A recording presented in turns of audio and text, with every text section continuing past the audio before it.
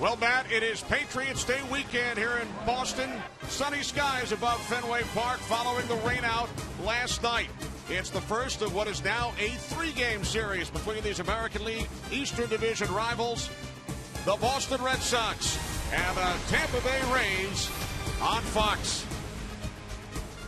And a good afternoon, everybody. Welcome to Fox Saturday Baseball. Kenny Albert along with Tom Verducci. Tremendous pitching matchup. Two of the top left-handers in the American League. Tom, let's start with the Red Sox. Jon Lester finished under 500 for the first time in his career last season, off to a great start this year. Kenny, he's back on top of his game. There's no question about it. You said it. 2 starts, 2 wins, 2 runs allowed, only 2 walks. He's been too good.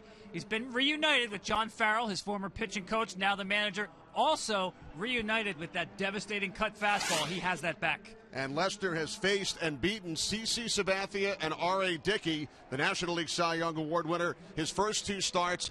Who will he face today? It's the American League Cy Young winner, David Price of the Rays. And David Price will tell you he's not on top of this game quite yet. Velocity is down a tick, but Kenny, he loves pitching in Fenway Park. Notoriously difficult for left-handed pitchers, and yet he's 4-1 career here, allowed only 1 home run. Well, David Price looking forward to pitching at Fenway here this afternoon. We look forward to watching Price, Lester, Red Sox, Rays coming up on Fox Saturday Baseball.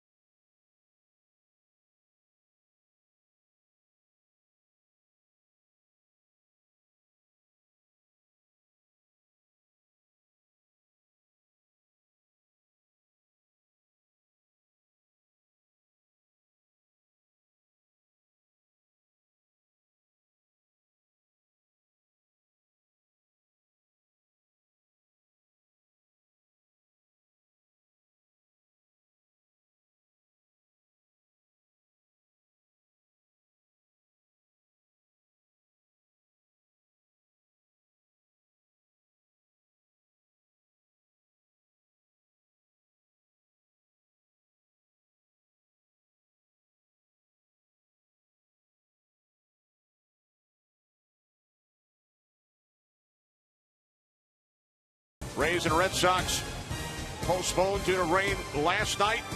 Red Sox with a record of 5-4, tied atop the American League East with the New York Yankees. The opening pitch is brought to you by Budweiser, the official beer of Major League Baseball. Great times are waiting. Grab some buds. Today's Rays starting lineup brought to you by Taco Bell. Sometimes you gotta live Moss. Center fielder Desmond Jennings leads off. Sean Rodriguez, rare start at first base, will hit second, followed by third baseman Evan Longoria. The right fielder Ben Zobrist in the cleanup spot. Then the designated hitter Shelley Duncan.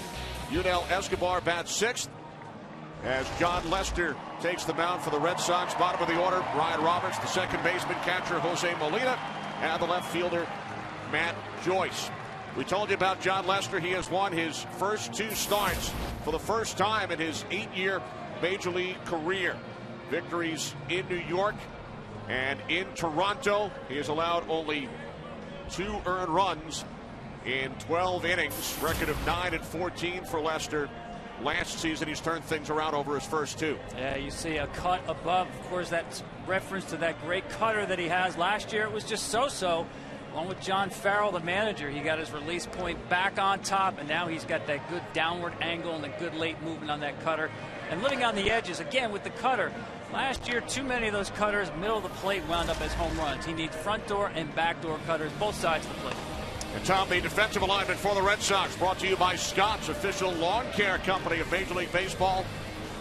Napoli at first, Pedroia at second, Drew at short. His third game since returning from the concussion. Middlebrooks at third. From left to right in the outfield, Nava, Ellsbury, and Victorino. The battery of Lester and Ross. Joe Maddon's Rays come in with a record of 4-5. They have not played in nearly 3 days. They had an afternoon game in Arlington, Texas on Wednesday, an off day Thursday, a rain out last night, and there is John Farrell in his first season as Red Sox manager after 2 years in Toronto. 2.5 days is forever, as you know, in the grind of baseball. You're eager to get this thing going. Must feel like the All-Star break for the Rays. As Desmond Jennings gets set to lead off for Tampa Bay. The umpires, Doug Eddings behind the plate, John Tumpane at first. The crew chief, Dana DeMuth, at second. Angel Hernandez is the third base umpire. And we are ready for baseball. What was scheduled as a 4-game series, now 3. First pitch from Lester to Jennings. Missing high, ball 1. They will play an afternoon game tomorrow and then an 11:05 start on Patriots Day here in Boston on Monday as Lester falls behind. 2-0, Desmond Jennings. 3 for 12 lifetime against John Lester. He'll be followed by Sean Rodriguez and then Evan Longoria. Lester catching the inside corner, now 2-1.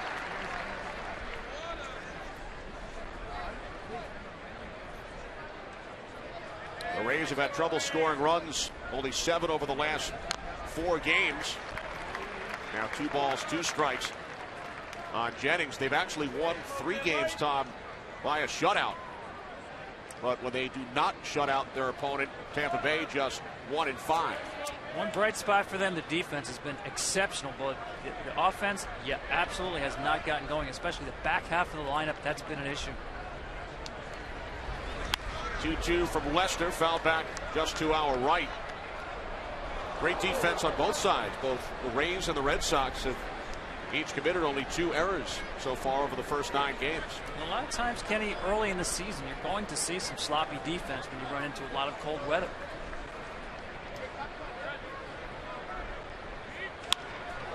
The 2-2 off the glove of Middlebrooks, and Drew in perfect position. You talk about defense. What a play. That's the old tip drill. They worked all spring on that in Fort Myers, right? Watch this. Middlebrooks reaches out. Perfect position there is Drew following the play. Not often you'll see a ball that does not hit the ground, touch the gloves of 2 infielders. Score at 5-6 as Jennings lines out. So with 1 away, Sean Rodriguez steps in. Rodriguez only 1 hit in 10 at-bats so far this season. He's 0 for 8 against left-handers.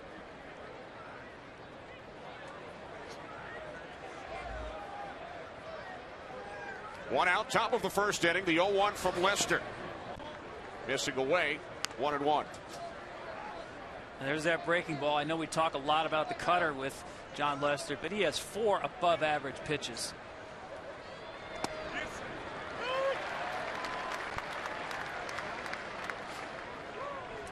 he's showing them all to Rodriguez right here in this at bat. Evan Longoria waiting on deck. 1-2 from Lester. Fastball missing high. Now 2-2.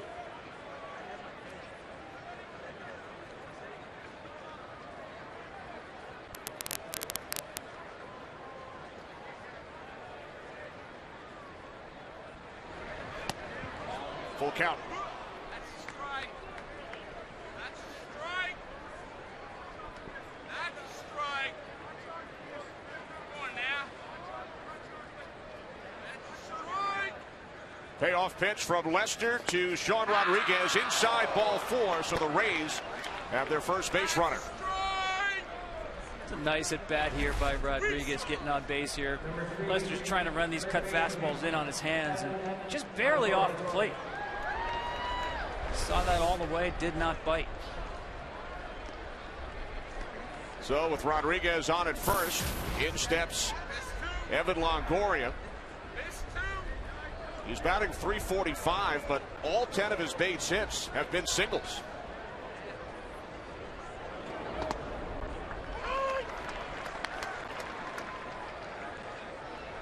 In fact, Longoria and Ben Zobrist, who was waiting on deck, they have combined for 34% of the Rays' base hits so far this season. Middle to bottom of the order is struggling for Tampa Bay as Longoria fouls it off. 0-2. Tom, our 4 keys to today's game. Well, for Tampa Bay, they have to keep using their running game. I know it's a small park, but still, that's their game. These guys have the green light, keep the pressure on Lester. And for the Red Sox, back to the old grind out the at-bats. They had a terrible on-base percentage last year, and their culture offensively has really improved. Lester missing high, now 1-2. There's Ben Zobrist on deck. 1 out, top of the first inning. Sean Rodriguez, the runner on first.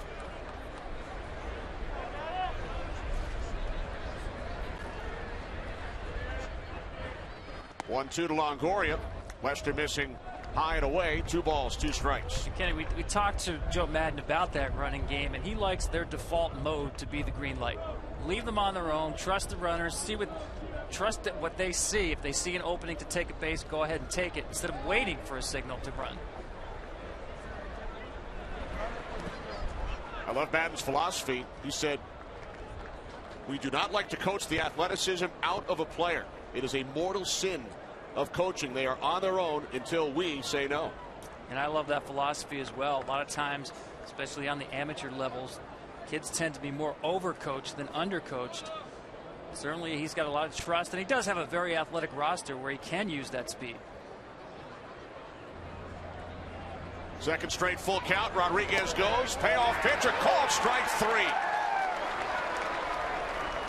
So Rodriguez steals second. Longoria strikes out. Now 2 away. Well, we talked about living on the edges with that cutter. Perfect example right there. That looks like it's a fastball off the outside part of the plate.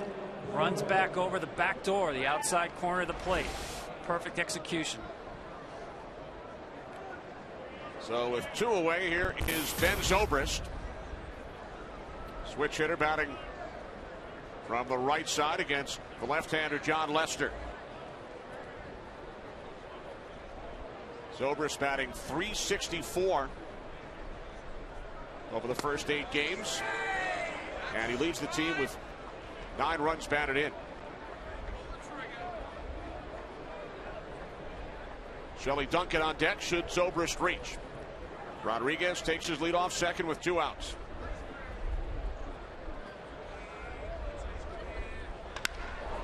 And Zobrist sends this one to deep center field. On the run, Ellsbury moving to his left, makes the catch to retire the side. So Rodriguez stranded in scoring position. Red Sox coming up.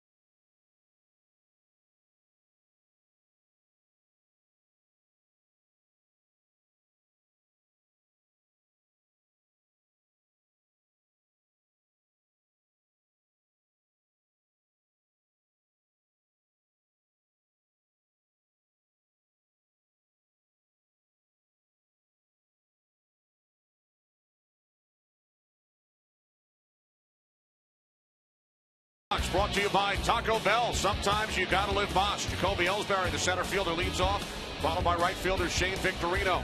Second baseman Dustin Pedroia will hit third. Mike Napoli in the cleanup spot. Then Will Middlebrooks. Daniel Nava bats sixth. Bottom of the order, Johnny Gomes, Stephen True, and the catcher David Ross as the Red Sox get set to face the 27-year-old left-hander, reigning Cy Young Award winner in the American League, David Price. As Tom mentioned in our open, 4-1 in 7 career starts here at Fenway. Well, for me, with David Price, I call it strikes in disguise because they look like balls coming in. He gets a lot of strikes looking, not so many strikes swinging. He's a big fan of Fenway, as we talked about. A lot of pitchers, left-handed pitchers, can get intimidated in here. Not David Price. A lot of success here. That definitely adds to the comfort level coming into the start. Jacoby Ellsbury will lead off for the Red Sox. Ellsbury, Victorino, and Pedroia against Price, who has allowed 10 earned runs in 11 innings pitched so far over his first 2 starts, coming off a 20-win season. He has not yet pitched with a lead this year.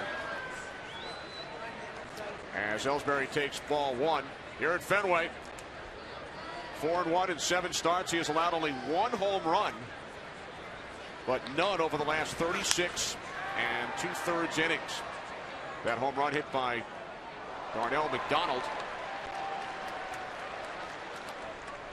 Shane Victorino waiting on deck. Price 8-4 lifetime against the Red Sox.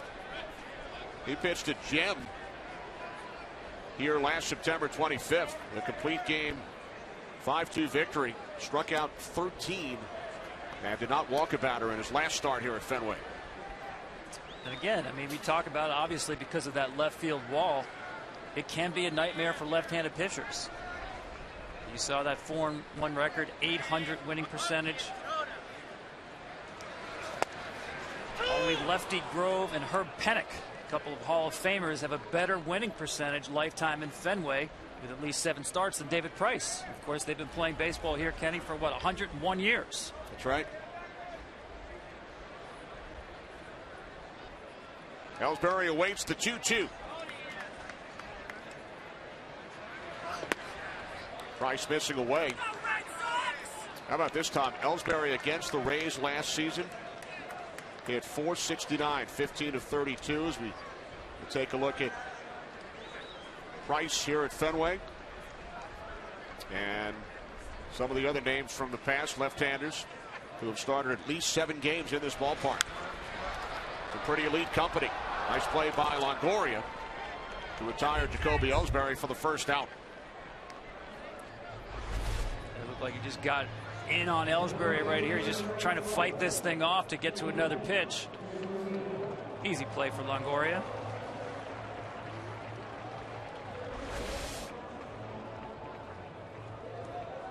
So with 1 away, here is Shane Victorino. The 2-time All-Star, batting .333 in his first season with the Red Sox. 12 hits in 36 at-bats. Switch hitter batting from the right side against the lefty Price, who misses away, ball 1.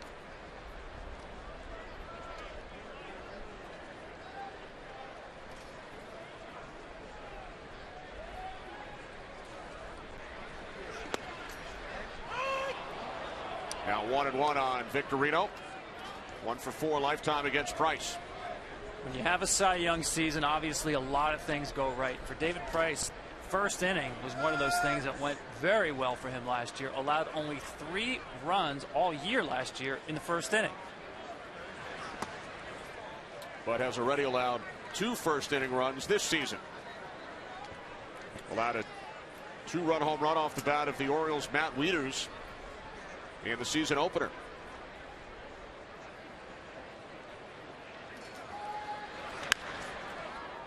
Bounce foul behind third. He went through that whole season. We're talking 31 starts with no home runs allowed in the first inning. You know, there's an old adage in baseball that with great pitchers, you have to get to them early or else you don't get them.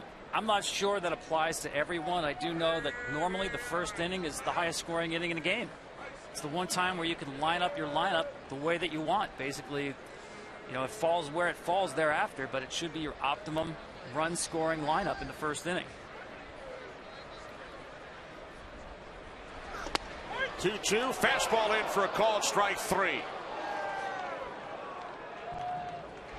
Yeah, this is what we talked about with Price. He gets a lot of strikes looking. And the reason Victorino thinks that's enough inside, maybe cut in on him to maybe nick his elbow. But the reason is he works so well on both sides of the plate. So now 2 away. The defensive alignment for the Rays, brought to you by Scott's, official lawn care company of Major League Baseball. Around the infield, Rodriguez, Roberts, Escobar, and Longoria. From left to right of the outfield, Joyce, Jennings, and Zobrist. The battery of Price and Molina. Ball 1 to Dustin Pedroia, who has reached base in all 9 games this season, 19 straight, dating back to last year. And he's had success against Price. .323 average, 10 hits and 31 at bats. 2 outs, bottom of the first inning. No score here in Boston.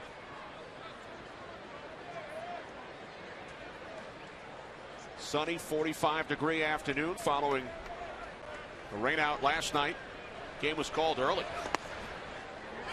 4-3 in the afternoon.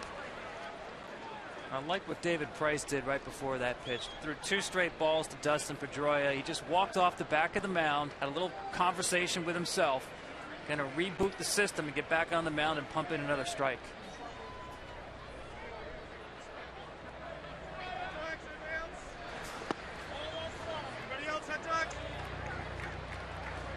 Now 3-1 on Pedroia, with Mike Napoli waiting on deck. Price said after his last start, "I feel like I am fighting myself." Yeah, certainly those numbers indicate that's not David Price when you have an 8.18 ERA. Pedroia went around, so the count is now full. But I know he was encouraged about the bullpen session that he had after that start. As we see, that's a rarity from Dustin Pedroia to get a 3-1 count and get a check swing out of him. But he felt like he figured some things out in that bullpen session. He wasn't tipping his hand as to what they were.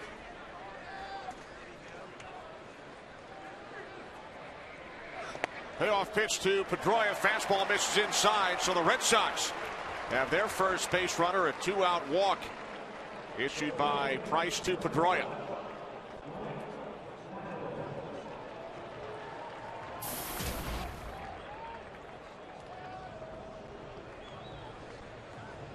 So with Pedroia on at first, here's Mike Napoli, batting just .211 in his first season with the Red Sox, but tied for the team lead with 8 runs batted in.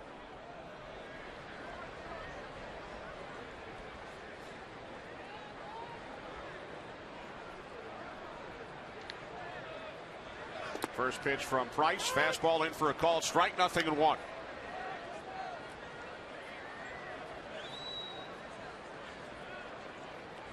Good power numbers in this ballpark, Tom, for Napoli.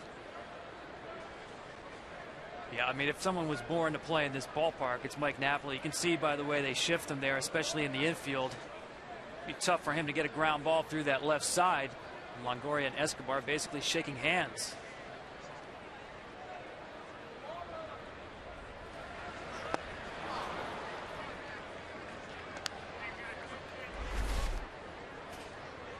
Nice off-speed pitch right here from on Napoli. Maybe a little more up than Price wanted it.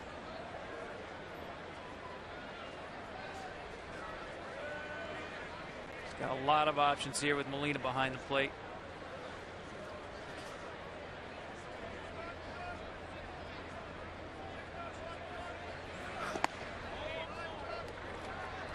He wanted that pitch. You know, when we talked about these strikes in disguise, a big part of it is Jose Molina. Watch how quiet his hands are when he receives this ball.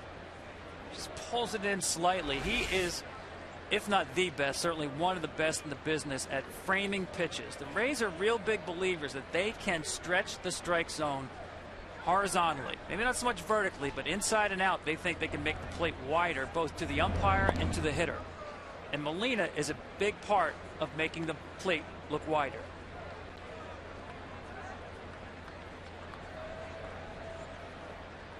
Napoli and Molina, former teammates with the Angels. 2 rings for Molina.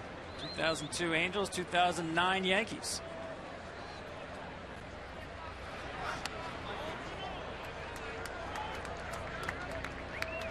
His brothers Benji and Yadier have 2 rings as well. It's quite the family connection and collection. Yes. 2 balls, 2 strikes. 21 pitches thrown in the inning by Price. He retired the first 2 and then walked Dustin Pedroia.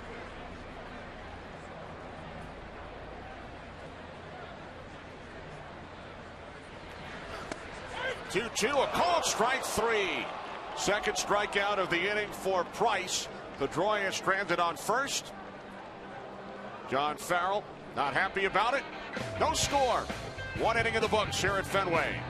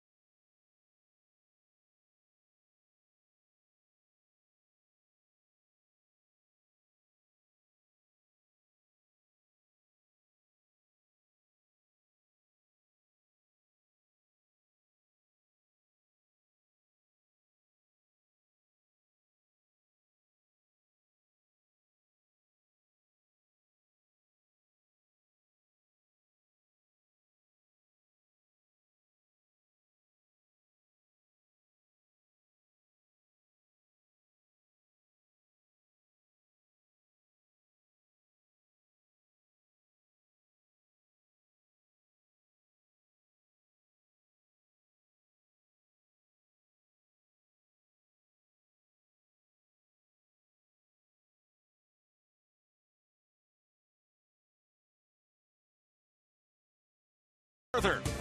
And by Taco Bell, sometimes you gotta live boss.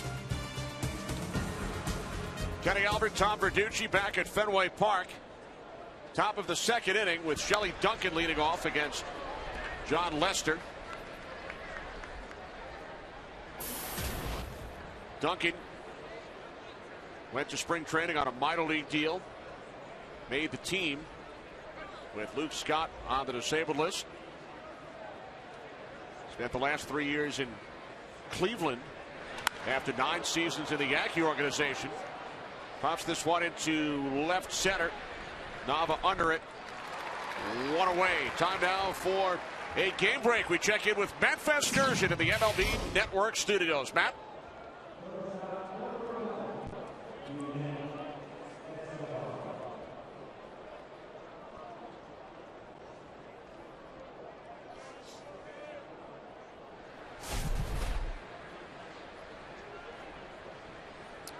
Thanks, Matt. Braves, best record in baseball, Tom. They've won 7 straight. Ramiro Pena, the hero for Atlanta last night. You know, it's so impressive, obviously, but more so when you think that Freddie Freeman is on the disabled list, a great young hitting first baseman, and Brian McCann, left-handed power behind the plate. Former Brave Yudel Escobar at the plate now for the Rays. Spent the last 3 seasons in Toronto. Ryan Roberts on deck. 1 out, top of the second inning. The 1-1 to Escobar. He went around. He's struggling at the plate, just 3 for 30, but Joe Maddon very impressed with his work in the field. Yeah, in fact, I'll go back to his very first day in spring training this year, Escobar. When Joe Maddon basically announced we expect him, or we think he can be, not just an all-star shortstop, but a Gold Glove shortstop as well. And for a guy that's bounced around, you know, the last 2-3 years with several teams, I think that was the ultimate welcome mat, when the manager expects not just you to be good, but to be great. And Joe mentioned that to us today as well. Called strike 3. Second strikeout for Lester. And with this strikeout, Tom, as we take another look, he ties Louis Tiant for 6th on the Red Sox all-time strikeout list with 1,075. It's amazing when you think about and how young John Lester is. This great organization, how long it's been around. Of course, a name like Louis Tiant, familiar to any Red Sox fan, no matter what the generation. Lester now facing Roberts. Lester has already compiled more strikeouts than any other left-hander in the history of the Red Sox franchise.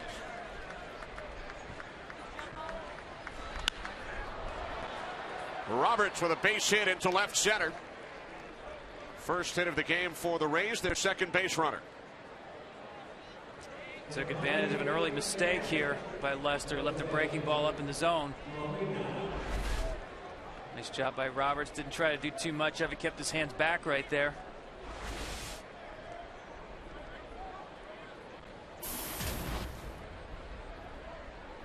So a 2-out base runner, Jose Molina, at the plate. Batting .231 over the first 7 games. 5 of 15 lifetime against Lester. Lester, the opening day starter for the Red Sox for the 3rd consecutive season. Beat the Yankees and CC Sabathia 8-2 up in the Bronx. And then in Lester's second start, a 13-0 win on Sunday in Toronto as the Red Sox chased R.A. Dickey before he could get through 5 innings. Pitch to Molina, catching the inside corner for a strike. 0-1 with Roberts on at first and 2 outs. Top of the second inning. Molina has enjoyed stepping to the plate, Tom, here at Fenway Park. That's impressive right there. I mean, you like him in the lineup anyway, but that will definitely influence a manager. Normally you like him in the lineup for everything he does for you behind the plate. Certainly in this ballpark, you saw the damage that this guy does.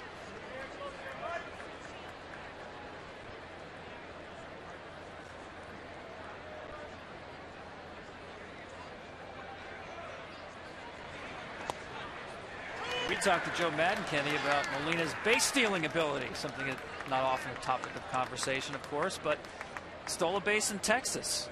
And again, it gets back to what we talked about with trusting his players, whether they have speed or not. In this case, in Molina's case, Rangers were not holding him on, picked the right pitch to go on and made it. 2 shy of his total from all of last season. Molina with a base hit into right field. Stopping at second is Roberts. So Molina goes the other way, and the Rays, with back-to-back singles, have runners on first and second with 2 outs. Classic case of shooting it through the hole right here, holding a runner on at first base. Molina takes that fastball and just stays back on it. Nice piece of hitting.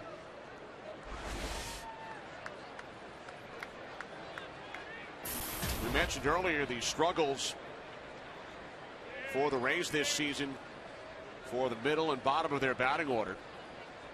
The 5th through 9th spots in the order coming into this game, Tom, with an average of just 179, but Roberts and Molina, the number 7 and 8 hitters, with base hits here in the second inning.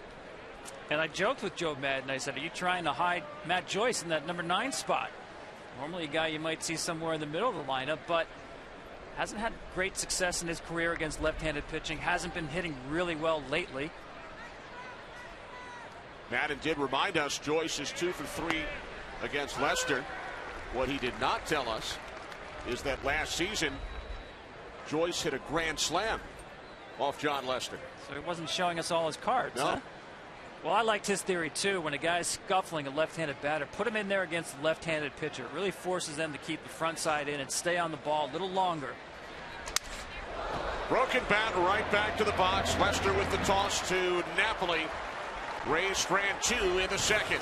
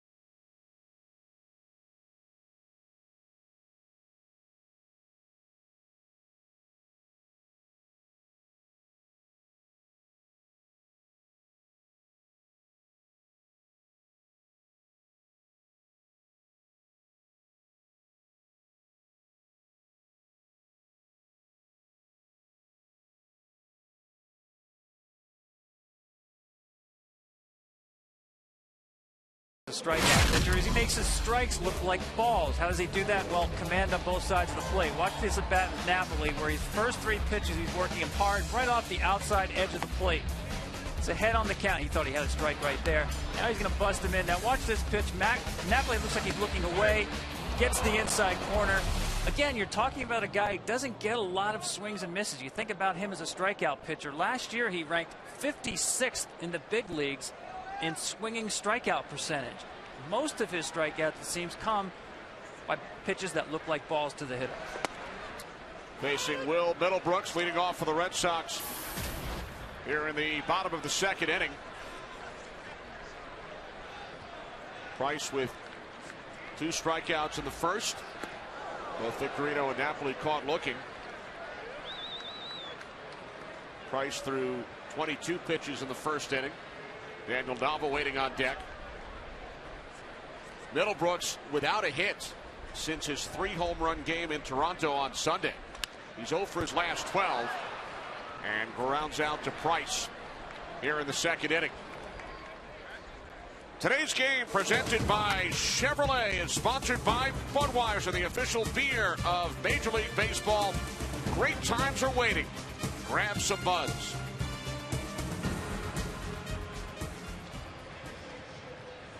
Tom, what a story Daniel Nava has been. Guy who was not even invited to Major League camp last year. He was designated for assignment in 2011. Off to a great start here in 2013. Yeah, I mean, any team could have claimed Daniel Nava last year when the Red Sox designated him for assignment. He's always been known as a guy with good pop from the left-hand side of the plate, but he's shown right-handed power so far early this season. He's reached base in all 6 games he's played in this year. He's gone deep in 3 of the last 4 games. 6-game hitting streak for Nava. We'll take you back to the game on Monday, bottom of the 7th inning. 3-run shot against the Orioles. Red Sox win the game 3-1. And his story, it's great even going farther back. He goes to Santa Clara as a walk-on, doesn't make the team, actually sticks around as an equipment manager, basically picking up the laundry in the locker room. Now he gets to wear the laundry. He transfers to a junior college, gets to play some. He came back to Santa Clara, wound up playing in the independent league for the Chico Outlaws. You remember that team, the Chico Outlaws? Have an Outlaws jersey. The Red Sox signed him for the grand sum of $1. I'd say that worked out pretty well, that investment. Think so. 1-2 to Nava. Escobar fires across, and a nice scoop by Rodriguez, who has not played much first base. Time for a game break as we head to Matt Vasgersian to the MLB Network studios. Matt, we couldn't hear last time, but nothing personal. Oh, Kenny, maybe you can hear this. At least watch it. After a Tim Hudson single, Dan Uggla trying to score from second in D.C. Braves and Nats. Not on my watch, says Bryce Harper. All 5 tools, Verducci. Hit for power, average, speed, catch, and throw. Back to you guys in Boston. We hear you, Matt, loud and clear. I think he's got that 6th tool, too. That mental makeup off the charts. He may have 10 tools. Well, 2 outs here in Boston, bottom of the 2nd inning, as Johnny Gomes steps in against his former club. Gomes 0 for his last 7, but he's been a nice addition. We talked to John Farrell. He said Gomes is vocal in the right ways at the right times, and he's been a good player for us. You saw a shot there of Sean Rodriguez in that first baseman's mitt. It was funny in the clubhouse before the game. It was like being back in American Legion baseball. When you pick somebody to play first base, he doesn't have a first baseman's mitt. And he says, hey, anybody got a glove I can borrow? And he went to Luke Scott. He said, can I use your glove? He's only started 5 games at first base in his career, and he picked that one like there was nothing to it. I guess the glove fits. His last start at first base came against the Yankees in September of 2011. So he did not start at first all of last season. Luke Scott's glove getting the job done on that last play. Scott making nice progress. Joe Madden looking forward to his return from the disabled list.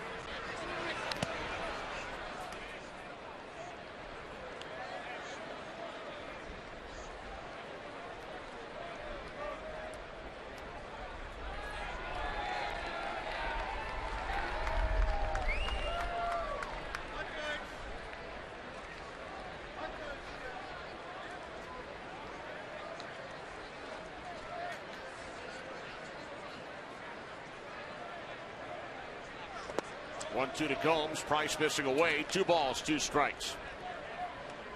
You can see Molina and Price, they're trying to define that outside corner. They keep going just off the edge, trying to stretch that plate horizontally. Haven't got a couple of those calls, but if you stay out there often enough, keep pounding in that area, you will stretch the plate eventually. It's the pitchers who are wild to the point where they're not in the same zone consistently, or they're not going to get the benefit of the borderline calls. Gomes, the 7th batter that Price has faced today, Tom. It's the 3rd full count.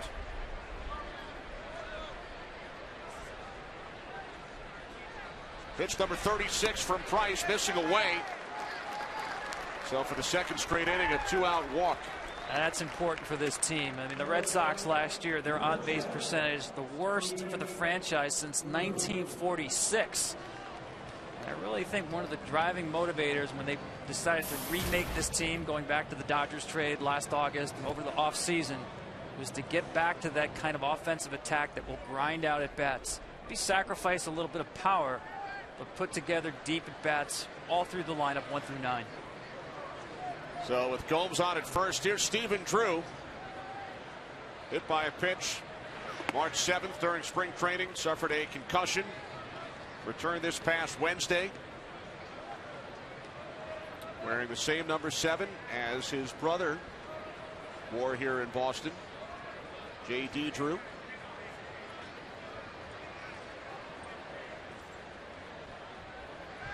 Drew 1 for 6, and he sends this one into right field. Zobrist is under it, and that will do it for the Red Sox in the 2nd on Patriots Day weekend. Old North Church will return after this message from your local Fox station.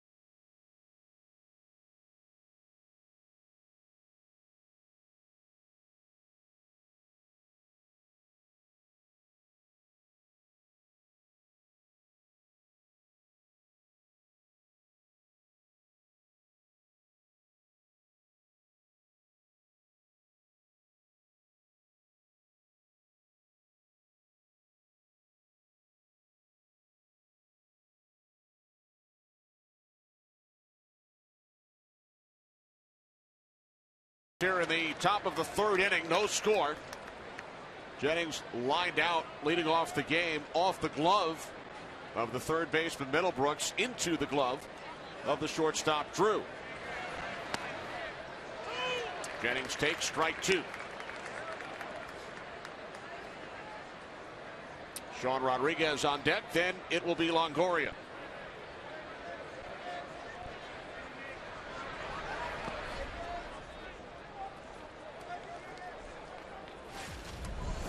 This is good choreography right here. Line drive, off one glove, and into another.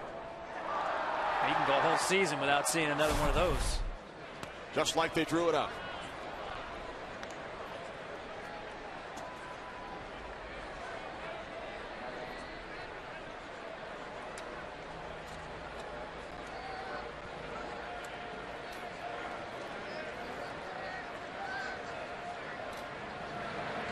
Two to Jennings. Foul back.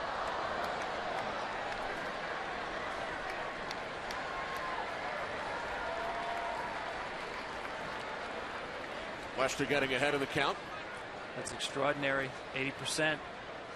Somewhere around 60 to 65% is very good. Left field off the scoreboard. Jennings wide turn.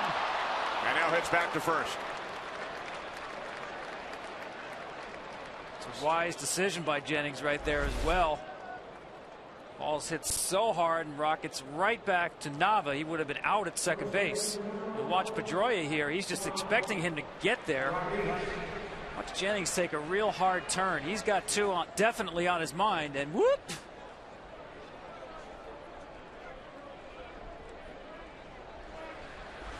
Hitting the brakes hard. You got to check the rotors after stopping like that.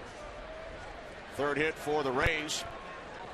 They have the leadoff man on for the first time, and we talked about Joe Maddon's philosophy as far as running.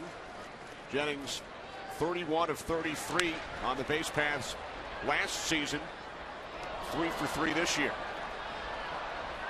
Yeah, I mean that's taking a bag almost at will when you have that kind of a percentage. See it right there, among the very best in baseball.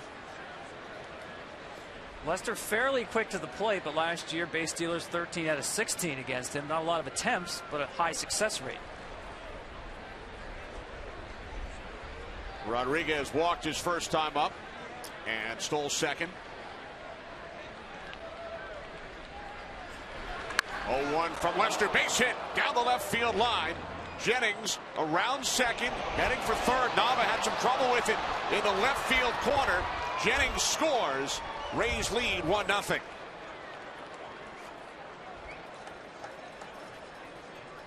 We talked about this cutter that Lester has to need to keep it out of the middle of the plate. This was middle plate. See, Jennings first has to stop to make sure that line drive wasn't caught, but watch this ball when it hits the wall. It just kind of deadens there. When Tom Foley saw the ball not kick to the left fielder Nava, that's when he waved him around third. If that ball kicks directly back to Nava, we've got second and third, but the ball just kind of deadened when it hit the bottom of the wall, and that allowed Jennings to score easily. So an RBI double for Sean Rodriguez, his second run batted in of the season. Rays with the lead. Longoria at the plate. Called out on strikes his first time up.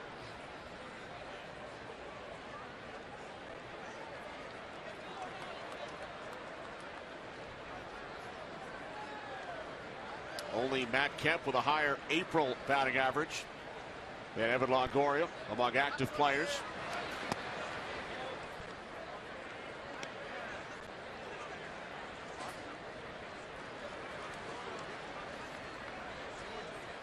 So Tom, base hits for 4 of the last 5 Rays who have stepped to the plate against Lester.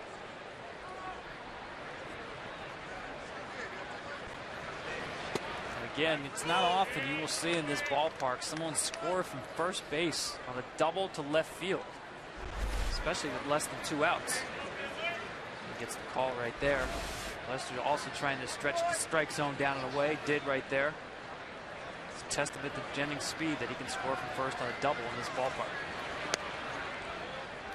Now 2-2 on Longoria. No outs, top of the third inning. Rodriguez takes his lead off second. Rays with a 1-0 lead over the Red Sox. Joe Madden wearing gloves in the 45-degree temperatures here in Boston. But he's got the ear flaps up. I joked with him about his Elmer Fudd hat. He said, oh yeah, I'll be rocking it. He's proud of it. It warmed up enough, though. He doesn't have the flaps down.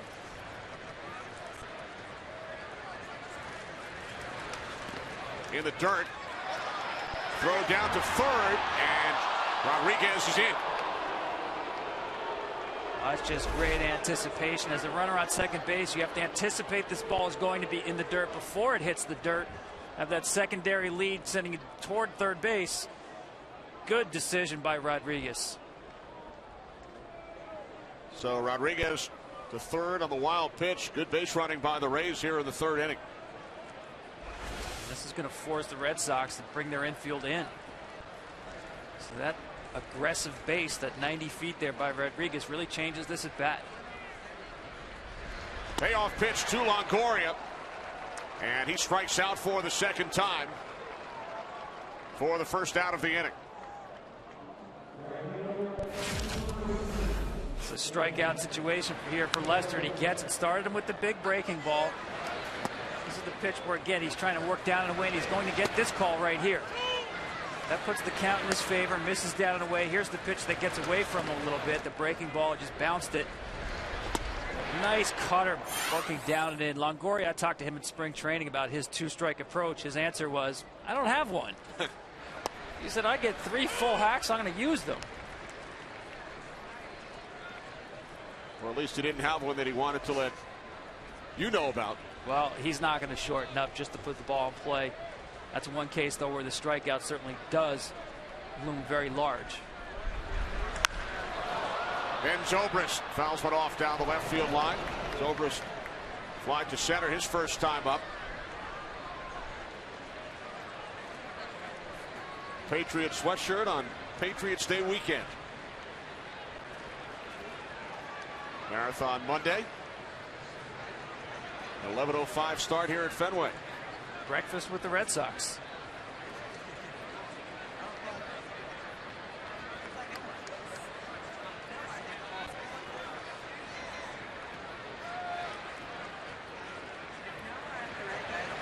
The 0-2 to Zobrist, now 1 ball, 2 strikes.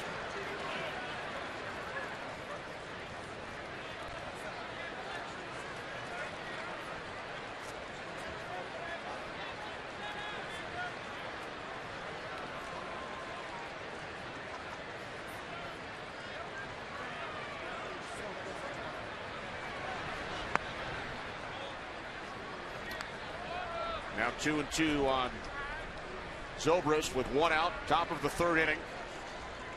Rodriguez the runner on third, 1 run in. This is again strikeout situation for Lester. Let's see if he uses that cutter inside. Now he's going back away. And a line drive caught by Napoli as Rodriguez retreats back to third base. Well, sometimes first base is the hot corner. Step in a dive by Napoli.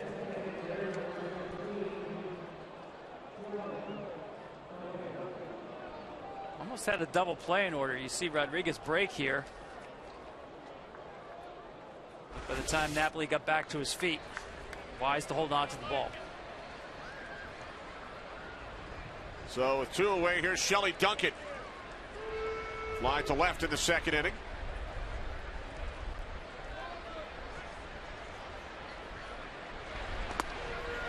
Fastball missing high, ball 1. Jennings with a leadoff single here in the third. He scored from first on the Rodriguez double. Longoria struck out. Zobrist lined out.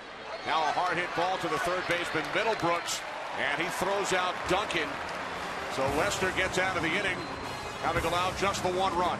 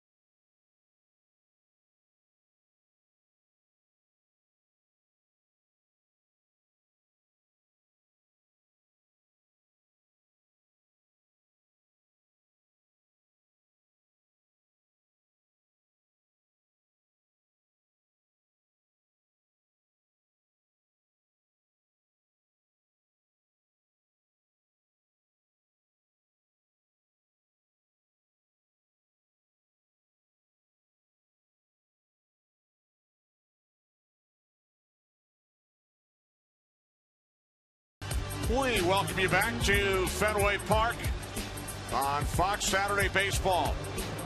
Fourth home game of the season for the Red Sox.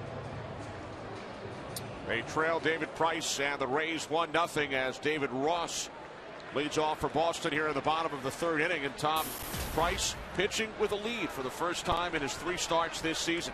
It's got to feel good. Not that he was terrible his first 2, but just wasn't real sharp. You see the foul ball on the bunt attempt right there. You know, we talked to Joe Madden about David's velocity. Normally you'd like to see Price hit 96, 97, not live there all the time, but max out those numbers. Haven't seen that yet today either. It's nothing he's really alarmed about. He just thinks the power is going to come. He is not allowed to hit over the first 2 innings. He has walked 2. Both 2-out walks. And has thrown 40 pitches so far.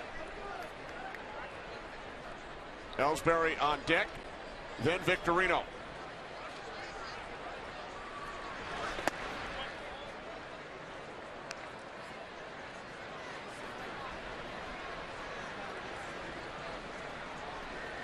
David Ross spent the last 4 seasons in his home state with the Atlanta Braves.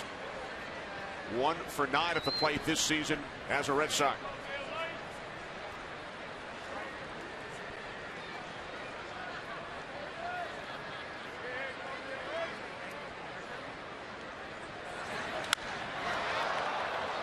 Left field, Matt Joyce. 1 out.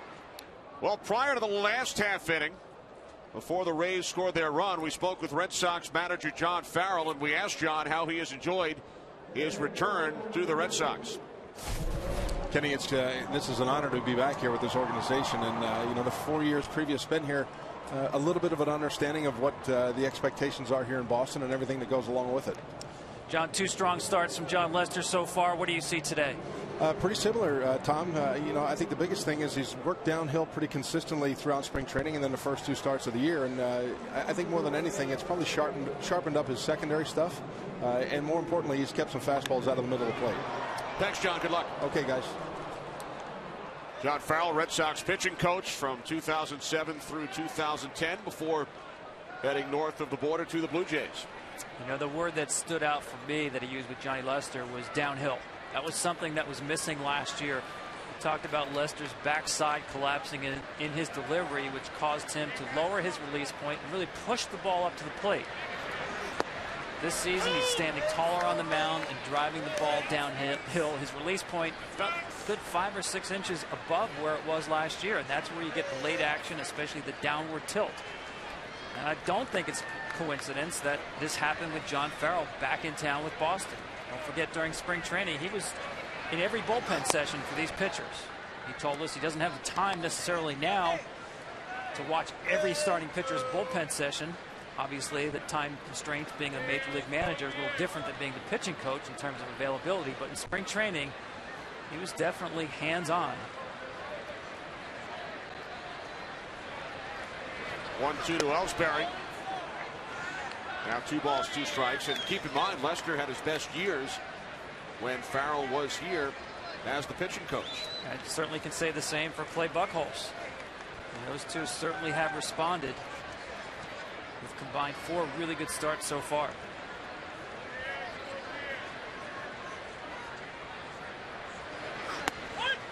Called strike 3.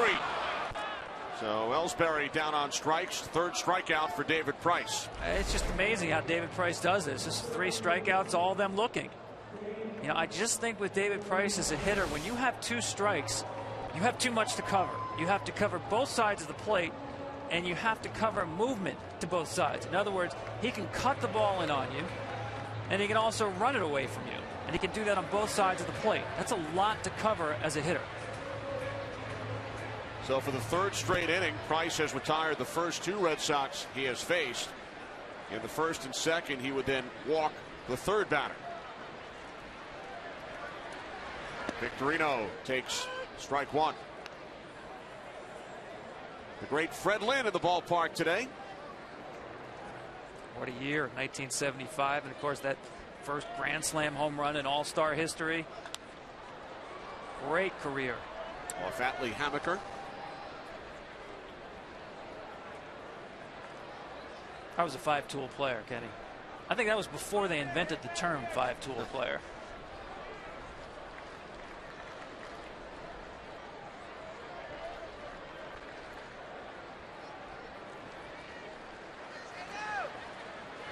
Oh, 2 to Victorino. Up the middle. From behind second. Low throw by Escobar. And Victorino is safe. Watch Escobar. He played this a little casually. Instead of coming in aggressively on that last hop, he chose to lay back and take the longer hop. And Victorino, that's kind of a jailbreak out of the box where the pitch is away from him. He's got a running start to first base. And watch Victorino reach for this. He's got a good step before he's even out of his swing. And he's going to beat this throw fairly easily. Even batting from the right side. Got a good jump. So Victorino with an infield hit. First base hit of the game for the Red Sox. And for the 3rd straight inning after Price retires the first 2, the 3rd batter reaches base. And the first pitch to Pedroia fouls it off to the right side. And that's one of the things as a fielder you really have to read. How does the guy get out of the box? And I think on a normal swing, you've got an extra step to play with there on Victorino. But reaching for the off-speed pitch, low and away, he's out of the box before he completes his swing.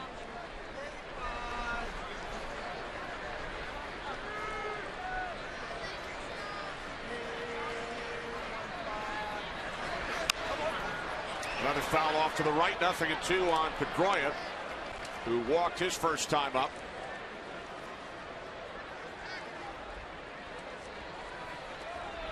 Two outs, bottom of the 3rd inning. Kenny Albert, Tom Verducci from Fenway Park. Rays with a run at the top of the 3rd lead the Red Sox 1-0.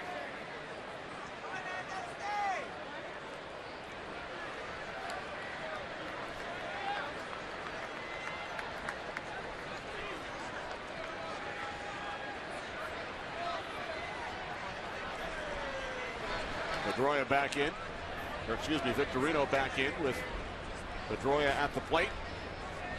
Now it's hard to stretch the plate on Dustin Pedroia. He's got some of the best plate coverage in all of baseball. He actually hits over 300 when he's behind on the count, which is very impressive. You know, he's got good numbers against David Price in his career.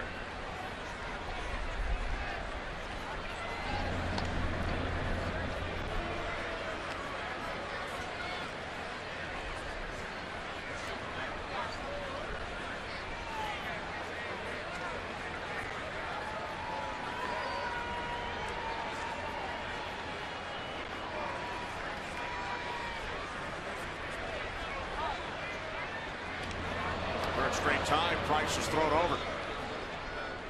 He started out with his C move, gave him his B move, and gave him the A move right there.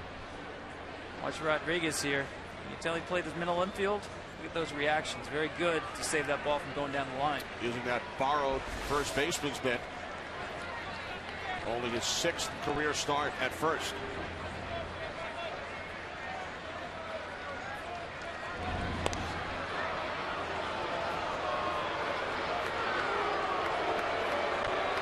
Crowd got it on David Price, who was thrown over to first 4 straight times.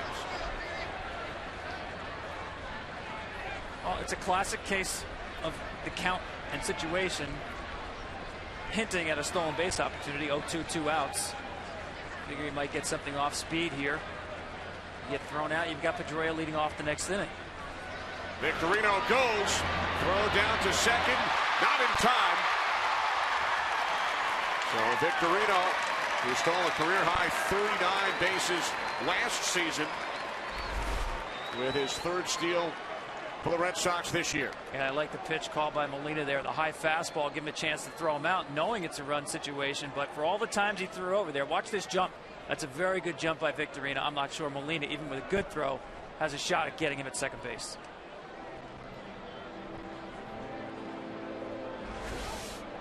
Red Sox with a runner in scoring position for the first time today. 1 ball, 2 strike count. Dustin Pedroia at the plate.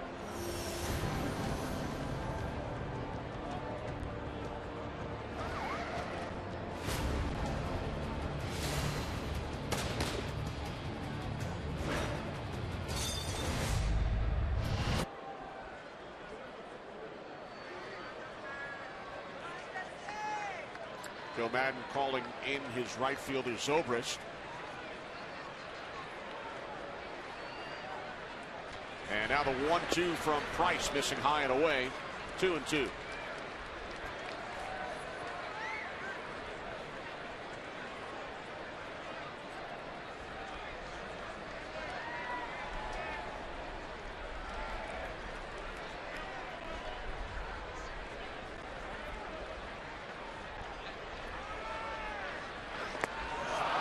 Pedroia is down on strikes to end the inning. Fourth strikeout for Price.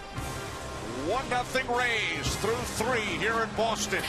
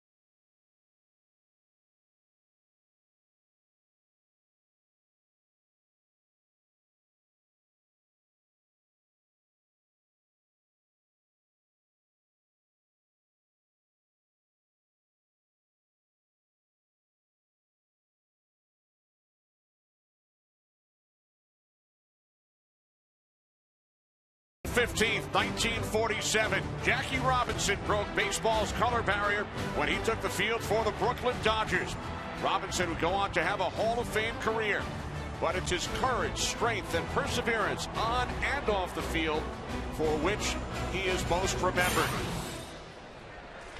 As Yunel Escobar swings at the first pitch here in the top of the 4th inning and fouls it off. So Monday, Jackie Robinson Day around Major League Baseball.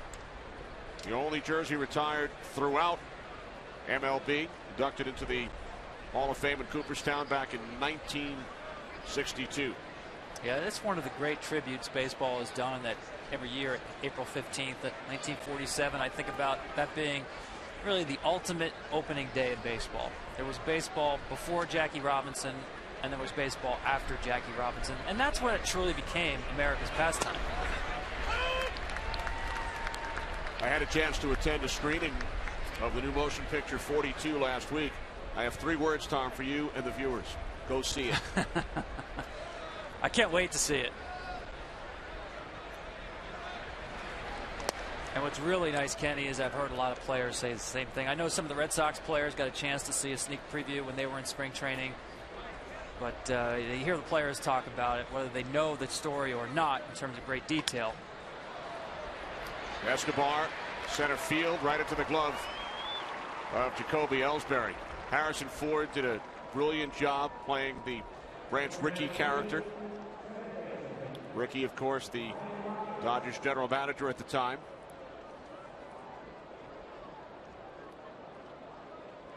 And of course, we've seen in the last week or so the Commissioner Bud Selig, established a new task force to try to delve into the question of why we're not seeing more African American players at the big league level.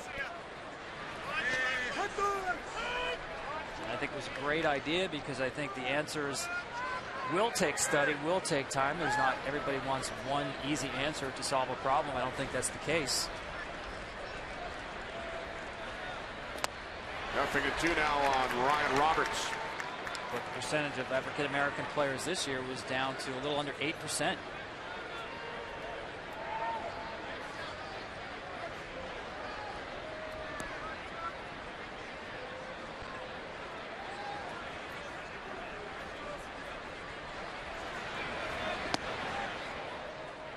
Also at the screening last week, Tom, the Pulitzer Prize winning longtime columnist from the New York Times, Dave Anderson, who was a beat writer for the Brooklyn Eagle covering Jackie Robinson and the Brooklyn Dodgers. And Dave wrote a column in yesterday's New York Times not only about the film but about some of his personal memories from covering Jackie and the Dodgers. So and you got to sit next to him. Got to sit next to Dave Anderson. I mean, how cool is that? What a thrill. You're watching history and you had history sitting next to you, a guy Tremendous. who covered the team. But you can check out his column on the internet from yesterday's New York Times.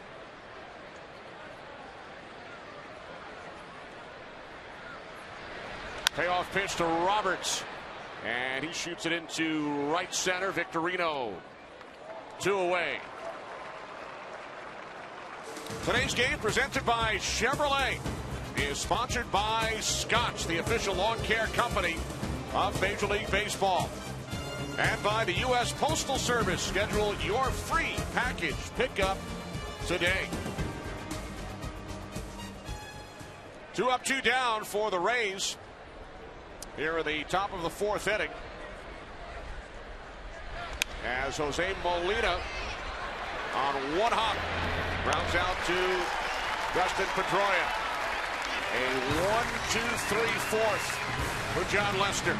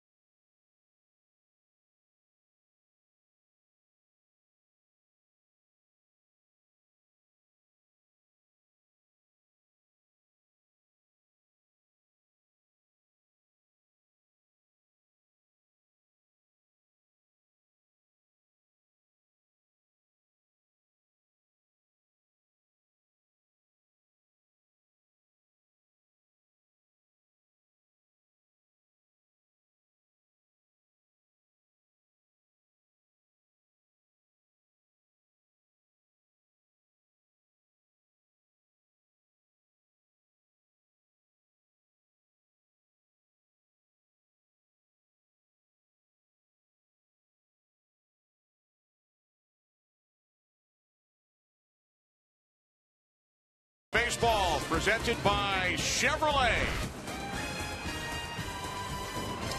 From Fenway Park, Boston, Massachusetts, Tampa Bay Rays lead the Boston Red Sox 1-0. Bottom of the 4th inning. Middle of the order for the Red Sox. Mike Napoli, Will Middlebrooks, Daniel Nava. Napoli struck out his first time up. You'll hear from Rays manager Joe Maddon following this at bat. We spoke to Joe between innings. One of the great characters of the game. Always enjoy spending time around Joe. Napoli flies out to the center fielder Jennings. Rays have had some downtime. Afternoon game Wednesday, off day Thursday, and a rain out last night. We asked Joe about it. A lot of good restaurants here in Boston. one day's enough, 2 days a little bit too much, but everybody was really excited to get back out. You're absolutely right. Joe, you played a little bit of a hunch with Sean Rodriguez at first base. It's paid off for you already. Nice game. Nice pick on the throw by Escobar, and then obviously the first at-bat, the second at-bat, the bullet. Listen, he's done a lot better this year regarding pitch selection, taking borderline pitch balls, and then when he's hit the ball, he's hit it very hard like you saw today. Joe, it's a theme trip. The varsity Letterman jackets. How's it gone? Great. If you guys posted that up on the tube yet, it's an outstanding look. We had it designed by Majestic. Brought it out for this particular trip. We'll wear it down to Baltimore also, and that's just the first of several to come this year. Like I told you before, I have no idea what the next one's going to be, but the epiphany will occur. Now, how's the weather down there? We noticed you're wearing gloves in the dugout. You know, I'm always cold. Listen, I grew up in Pennsylvania. I'm really ashamed of myself, but it's cold. Must feel like a football game at Lafayette. It's perfect Lafayette football weather right here. All right, thanks, Joe. My pleasure, guys. Joe Maddon, former freshman football player at Lafayette. This the first theme trip this season. Look back at some of the theme road trips last year, including the Ken Rosenthal Nerd road trip, as Middlebrooks takes a called strike. Now 2-2. I know that was your favorite. Tom. That was a big hit. They have to bring that one back. They tend not to, though. Joe's so imaginative. I don't think he does the same thing twice. He says he waits for inspiration to strike. He doesn't have one scheduled as of yet. Well, I like those Letterman jackets. We saw one in his office there. They were nice. He did a nice job.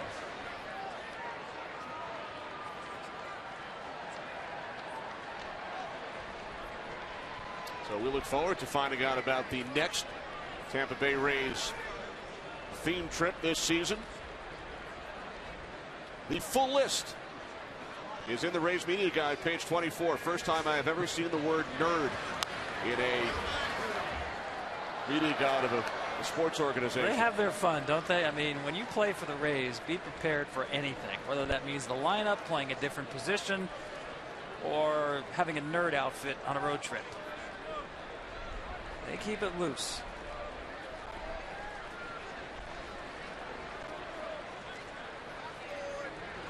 Ken Rosenthal, of course, one of our colleagues here at Fox, does a tremendous job as Middlebrooks strikes out, and Joe Maddon called Ken last year to make sure that it was okay. Ken was flattered by it. See Price getting Middlebrooks on the changeup there. Really stayed soft on him in that hole at bat you talked about. Since those 3 home runs in Toronto, he's been hitless. I think the league has figured out he can hammer fastballs. He's going to see a steady diet of soft stuff. Middlebrooks now 0 for his last 14. Here's Daniel Nava, grounded out to the shortstop Escobar, his first time up.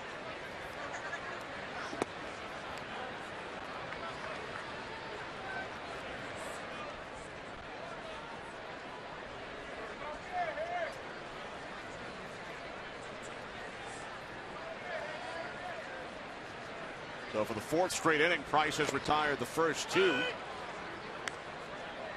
And in each of the first 3 innings, the 3rd batter he has faced has reached base. Red Sox hope the pattern continues here.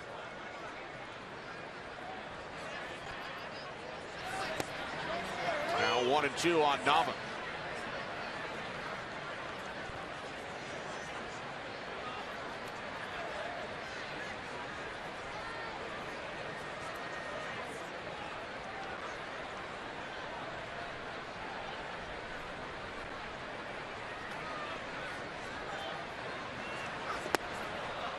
Nava down on strikes. 6th strikeout for David Price, the reigning American League Cy Young Award winner. Struggled over his first 2 starts this season. but terrific so far today.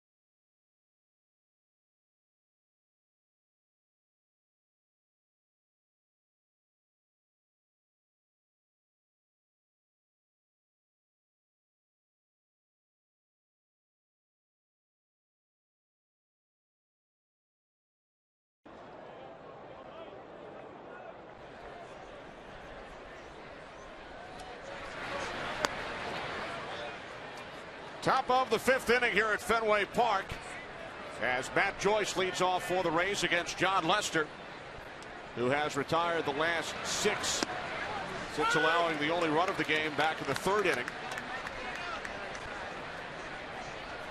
Joyce bounced back to Lester his first time up.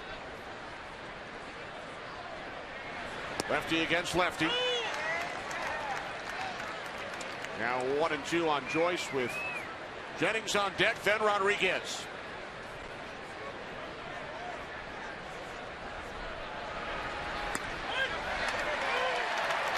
Strikeout number 4 for John Lester.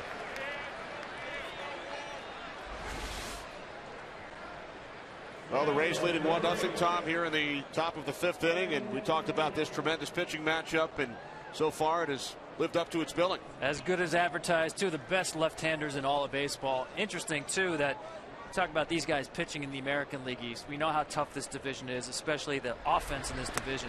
They have the best winning percentage in the American League East. Talk about David Price and John Lester. And what's impressive to me today about Lester, I know we talked earlier about him pumping in first pitch strikes. Even more important, I think, is first batter outs. You know, he's pitched 17 innings so far this year and got the first batter of the inning 15 times. When you turn an inning into a 2-out inning, chances are you're going to be in very good shape. One time Tampa got the runner on to lead off an inning, they scored. That was back in the 3rd. Jennings with the leadoff single and then doubled in by Rodriguez.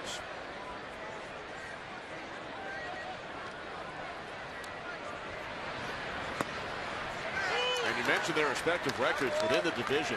Since divisional play began in 1969, Price with the best winning percentage against the American League East. He's 33-11.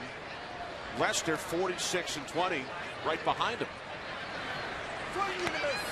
That's really impressive. And I think about David Price, especially. You know, he's made about 1/4, one of every 4 career starts against the Yankees or the Red Sox. Wow.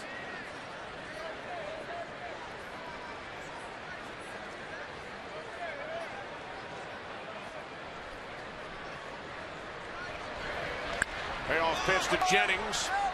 Pops it up to the right side. Pedroia racing over. Makes the catch in fair territory for out number 2. And Lester has now retired 8 in a row. And check out the numbers of both Price and Lester over their first 122 career starts. How about that? That's a mirror image right there. Same number of wins through 122 career starts. Strikeouts very, very close. Price gets the edge in ERA. Now those are Price's career numbers. Lester now with 87 wins. He's 87 and 48, but those were his numbers over his first 122 starts. Here's Rodriguez, who drove in the only run of the game with his double into the left field corner back in the 3rd inning.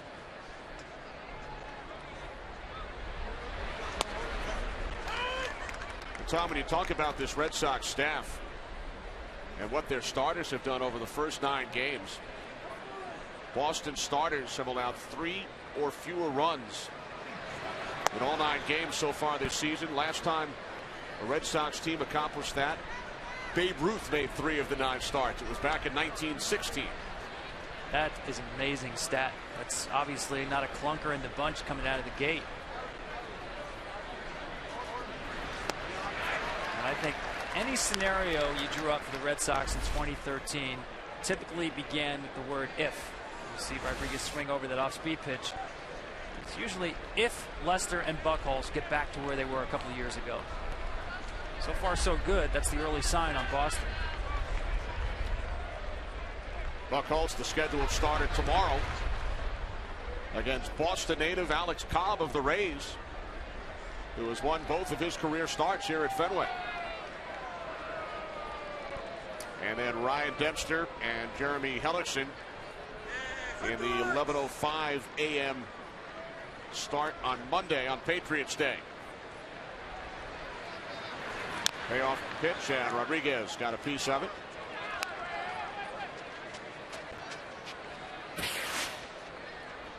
So Buchholz and Cobb tomorrow. Buchholz, like Lester, off to a 2-0 start.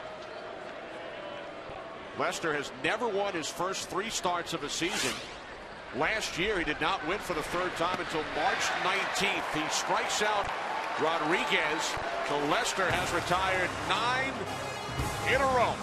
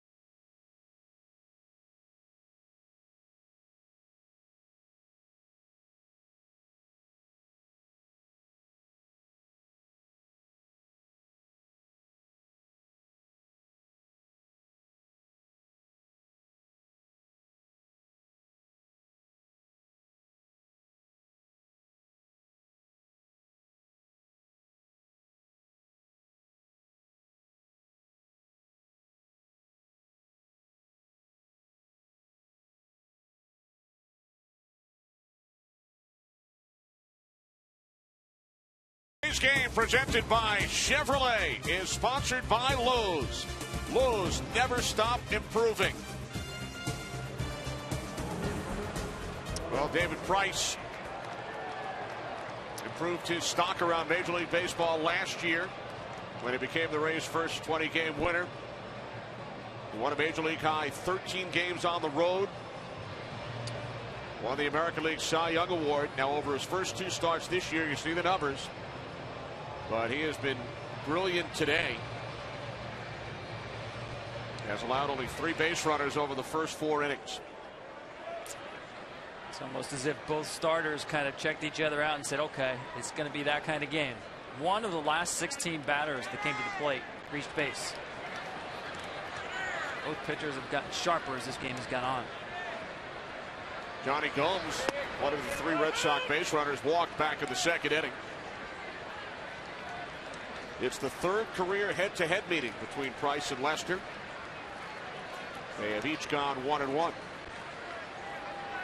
when pitching against one another. That surprised me. I thought these guys would have hooked up a lot more.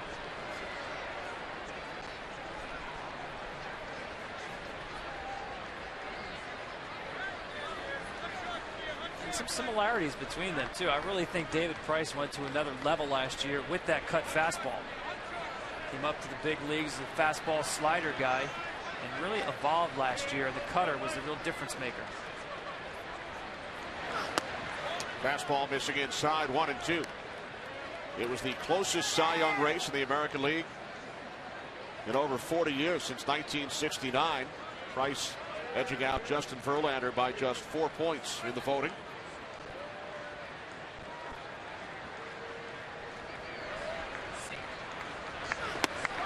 Another fastball missing inside. How about this time? Price, the first #1 overall pick to win a Cy Young Award. It took a long time, didn't it? And both Cy Young Award winners last year, natives of Nashville, Price and R.A. Dickey, who won it as a Met.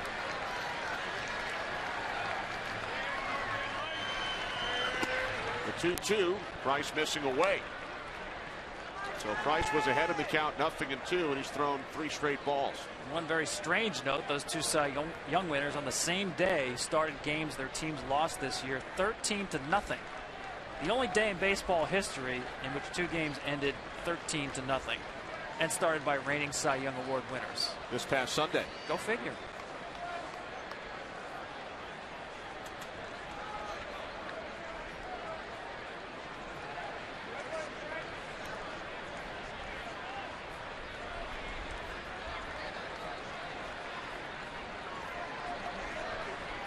Gomes leading off for the Red Sox here in the bottom of the 5th inning. Drew on deck, then Ross. Payoff pitch. Gomes gets the bat on it. A towering pop-up. Moving in is the first baseman, Rodriguez. Makes the catch, 1 away. Well, David Price, first overall pick, 2007, out of Vanderbilt. Recorded the save in Game 7 of the 2008 ALCS against the Red Sox. Cy Young Award winner last season. He's been to 3 straight All-Star games. Won the Golden Spikes Award at Vanderbilt. Pitching a gem so far today. Yeah, really mixing it up today. And again, Joe Madden talked about how the first 2 starts, Price's velocity wasn't where it should be, at least mid-season. Today he's hit 94. Haven't seen 96, 97, but to me it's mixing up everything. Changeup, cutter, curveball. Fastball's certainly good enough at 92 right there.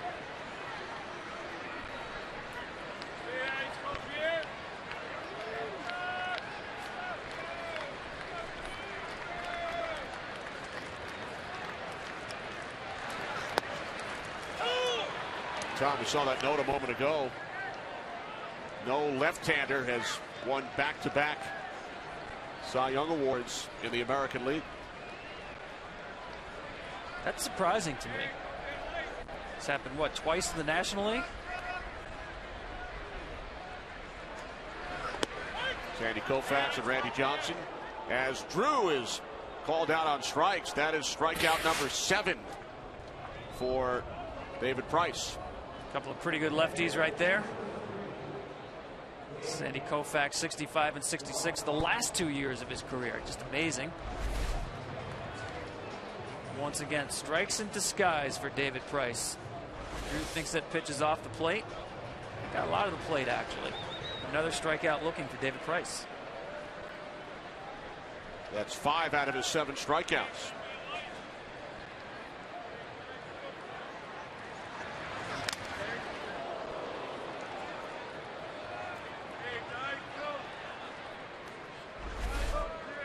Molina will take a minute to walk it off. Right off the mask.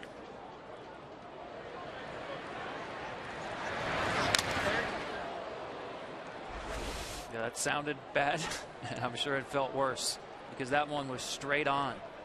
Sometimes they might deflect off the side of the mask, but that one point blank range, dead on straight.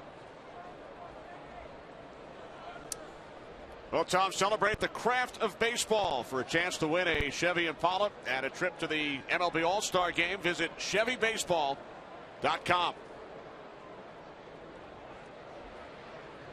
You know, I like these hockey-style masks for the catchers because they do have a curvature in the cage, so that it does tend to deflect balls away so that you're not absorbing it head-on. But watch this hit him straight on, smack in the middle. Of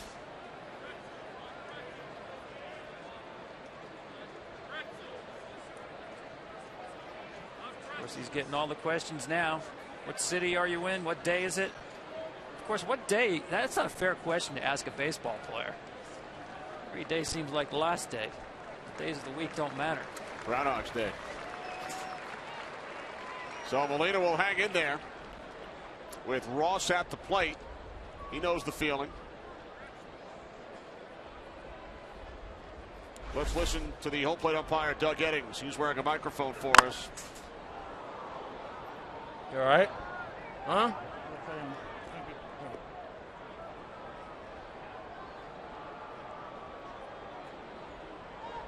On his bell a little bit. And we thank Doug Eddings for wearing that mic today. As Ross takes ball 1. Those men who wear the mask, that's one big fraternity.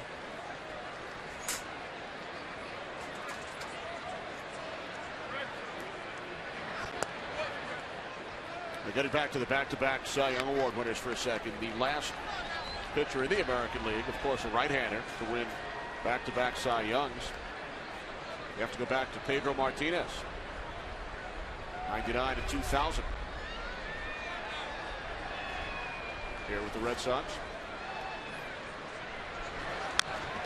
2-2 on Ross with 2 outs, bottom of the 5th inning. Red Sox with only 1 hit, 3 base runners. Price has retired the last 6. On the other side, Lester has retired the last 9 Rays.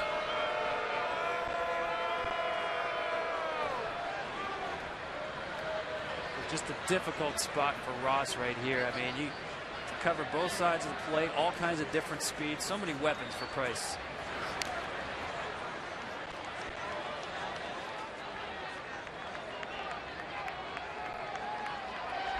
He's got to laugh now, right?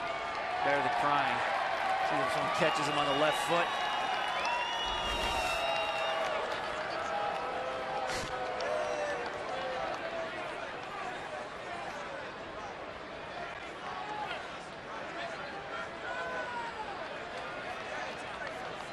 Just think about how many times he's been hit by foul balls. Talking 14, 15 years in the big leagues.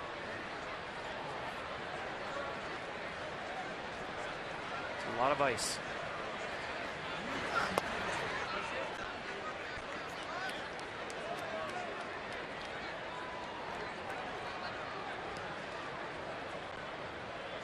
'83 pitches for David Price. Jacoby Ellsbury on deck should Ross reach. But nobody's reached in a while in this game.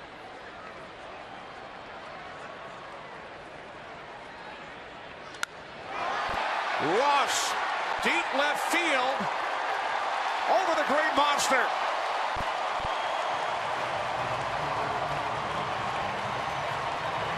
David Ross takes David Price deep. Ties the game at 1 for the Red Sox.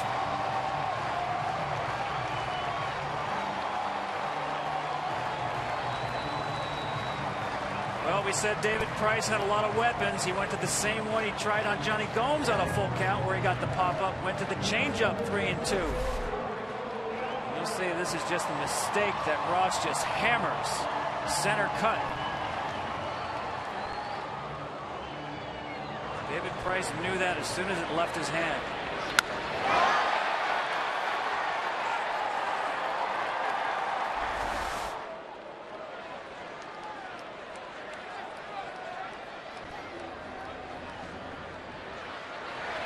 With the game tied at 1, Jacoby Ellsbury takes a called strike. Only the second home run allowed by Price here at Fenway Park in his 8th start. He had gone 49 1/3 innings between home runs. April 12th, 2011. Bottom of the 3rd, Darnell McDonald takes Price deep. Rays won the game 3-2. And Price did not allow another home run here for 49 1/3. How about that? 200 career batters, just the second home run. When you make this ballpark look big, you know you're an all-star pitcher. He had the same reaction on both of those pitches. No doubters where he made mistakes and knew it. 2 years and a day since the last home run Price allowed in this ballpark. For David Ross, his first of the season. Breaking out of an 0 for 9 stretch. And Tom Ross, among active catchers, has the best home run ratio. He goes deep once every 20 at-bats. Leads all active catchers in Major League Baseball in that category. You know, he's one of those guys, if you define him as a backup catcher, you're really selling him short. Because he can keep that power stroke playing 1 or 2 days a week. He's a threat. Normally your backup catcher is not a threat to leave the yard at all. He certainly is. Ellsbury fouls it off to the left side. You know, Kenny, it's part and parcel from what the Red Sox did in remaking this team over the winter with guys like Mike Napoli and Shane Victorino and David Ross. All gamer-type players, play the game extremely hard, extroverted personalities that fit in well here in this fishbowl market that Boston is for baseball players. And also guys who didn't require long-term commitments in terms of contracts or to give up compensation draft picks. And I'll throw Ryan Dempster, the starting pitcher, in that group as well. Very similar profiles for all those players. They've all added to the chemistry in the Red Sox clubhouse. Which is interesting because, as we know here in Boston, I mean, no one really looks at the analytical side of the game as closely as the Boston Red Sox do in their front office, but clearly they also place a value on makeup. Not the kind you and I put on before the game. As Ellsbury grounds out to Rodriguez to end the inning. But David Ross takes David Price deep. Red Sox and Rays tied at 1.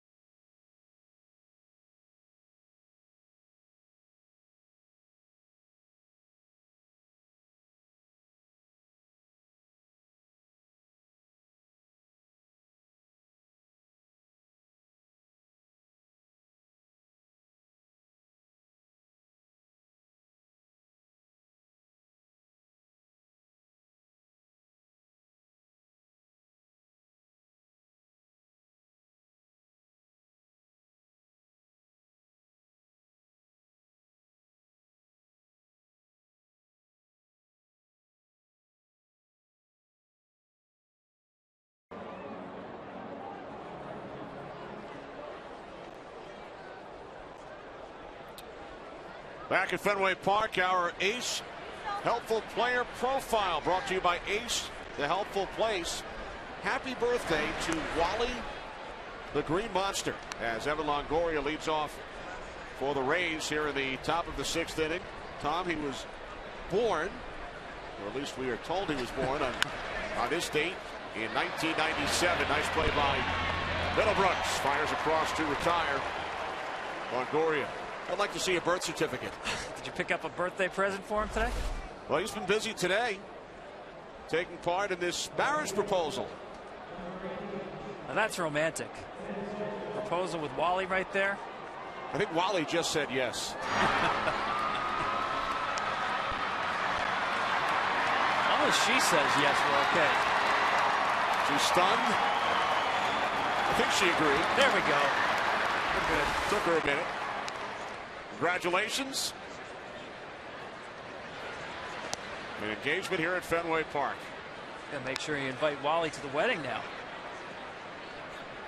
Now, I have no idea how he found this out, but our statistician Marty Aronoff tells us that the young woman's name is Molly. So you had Wally and Molly getting together. Well, if Marty said it, it must be true. I'll believe it. On the ground to the shortstop, Drew. And Zobrist is retired. Quickly 2 away.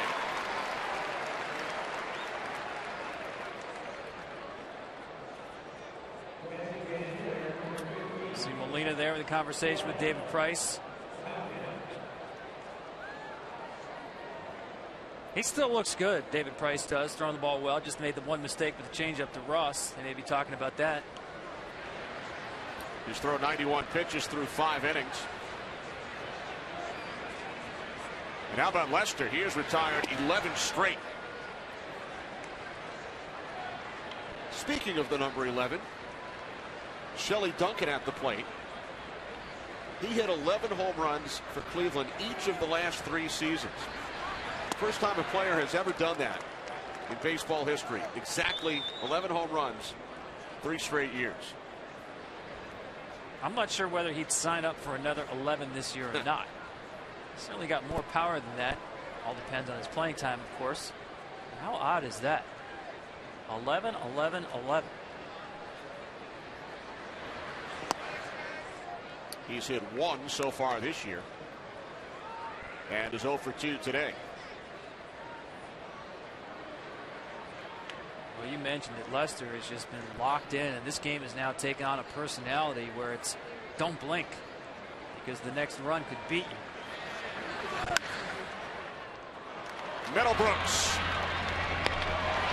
Lester has now retired 12 in a row. We remain tied at 1.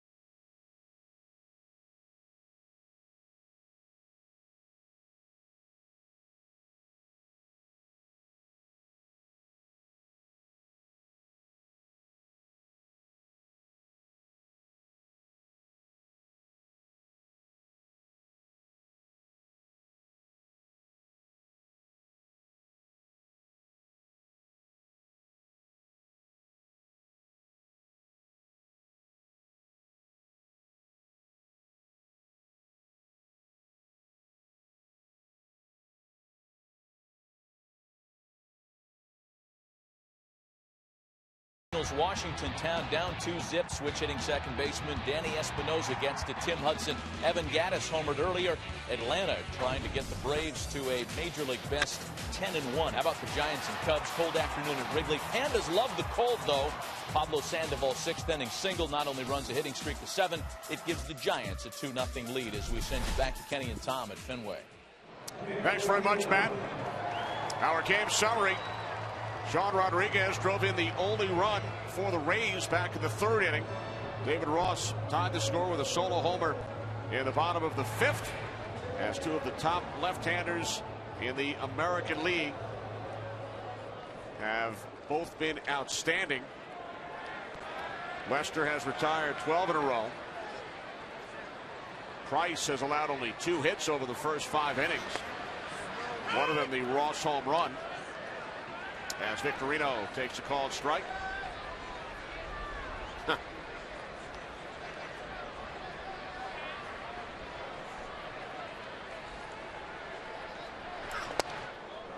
Fastball missing inside. Now 1-1. Victorino had the first Boston hit back in the 3rd inning, an infield single. He then stole second. Pedroia on deck, then Napoli. 1-1, bottom of the 6th. Right back to Price. 1 away. Today's game presented by Chevrolet. Find new roads. And sponsored by Geico. 15 minutes could save you 15% or more on car insurance. Kenny Albert, Tom Verducci from Fenway Park. As we hit 3 o'clock here on the East Coast. Patriots Day weekend in Boston. These teams rained out last night. A scheduled 4-game series. They will make it up on June 18th.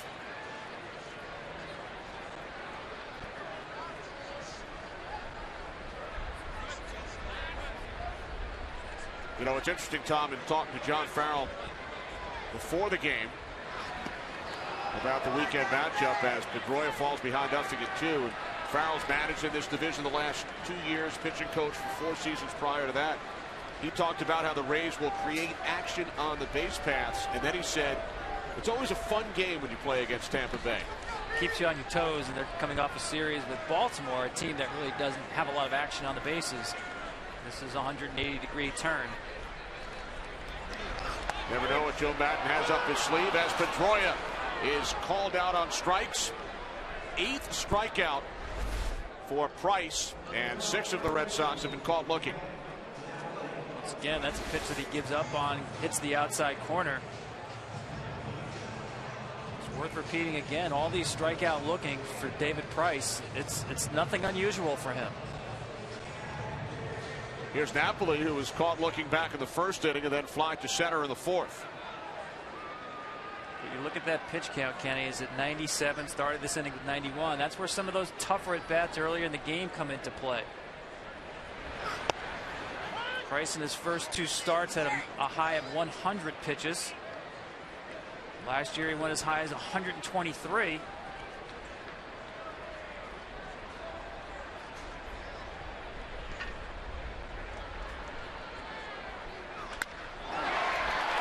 Center field, it drops in front of Jennings.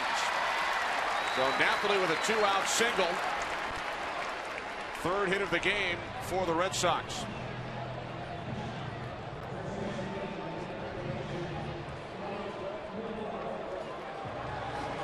Tom, in every inning, Price has retired the first 2. He's allowed a couple of walks and now 3 hits to the 3rd batter. He retired the Rays in order back in the 4th. Not necessarily a bad thing, though. He'll take those first 2 quick outs anytime. Molina out to the mound for a chat. Well, next week the UFC returns to Fox. Lightweight champion Benson Henderson puts his title on the line against top contender Gilbert Melendez, highlighting a full night of epic fights. Henderson and Melendez for the lightweight title. Fox UFC Saturday is live and free next week, beginning at 8 Eastern. So with 2 outs and a runner on first, here is Will Middlebrooks, who last Sunday hit 3 home runs in a game in Toronto, 2 of them off R.A. Dickey. No player, Tom, in baseball history has ever gone deep against both reigning Cy Young Award winners in the same week. Well, you were just full of gems today. I like that one. I couldn't wait to use that one on you. The shortest amount of time between home runs off both reigning Cy Young Award winners is 19 days. Kevin Mitchell back in 1989 against Orel Hershiser and Frank Viola. But nobody has ever done it in the same week. Of course, it was harder before interleague play.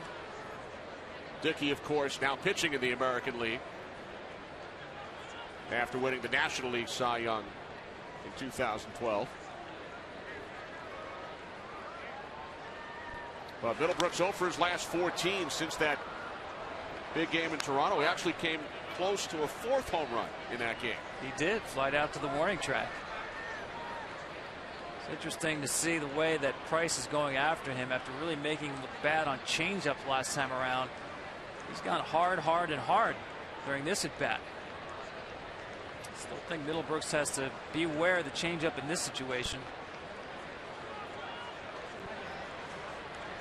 Obviously, you have to read fastball and react to something off speed. So Molina telling him to shake me. Usually indication he might go back to fastball. And he did.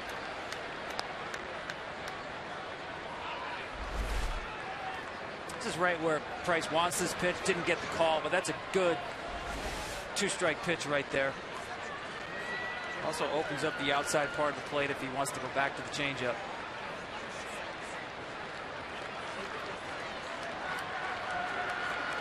Pitch number 104 from Price will have to wait as he throws over to first.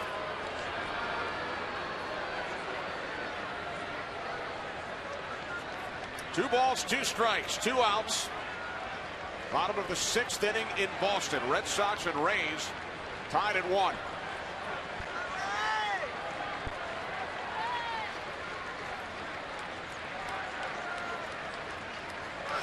The 2-2 up the middle for a base hit.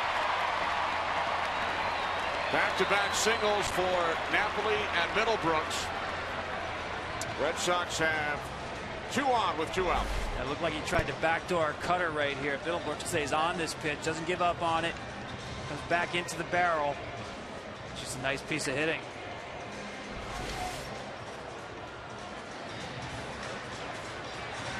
How about go back to the Arizona Fall League a couple of years ago.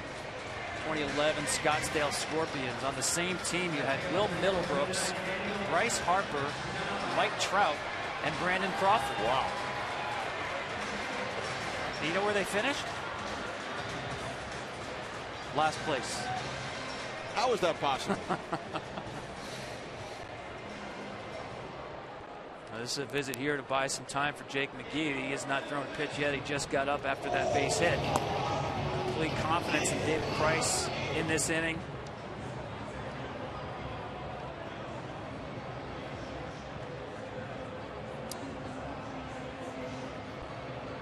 So McGee up and throwing in the Rays pen.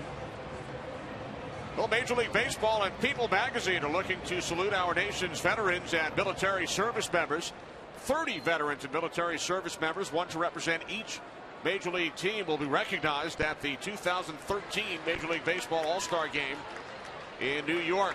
To nominate, go to tributeforheroes.com. And I think whether spoken or left unspoken, this is where David Price could empty the tank and figure this will be his last batter regardless. It's Daniel Nava, who is 0 for 2 today. 8 for 21 on the season. 381 average.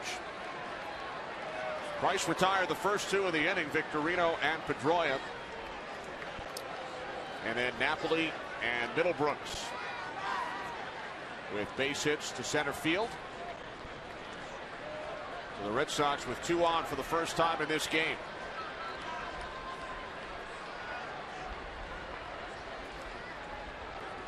The 0-1 to Nava, and he shoots it into left center. Under it is Jennings. Red Sox strand 2. We'll return after these messages from your local Fox station.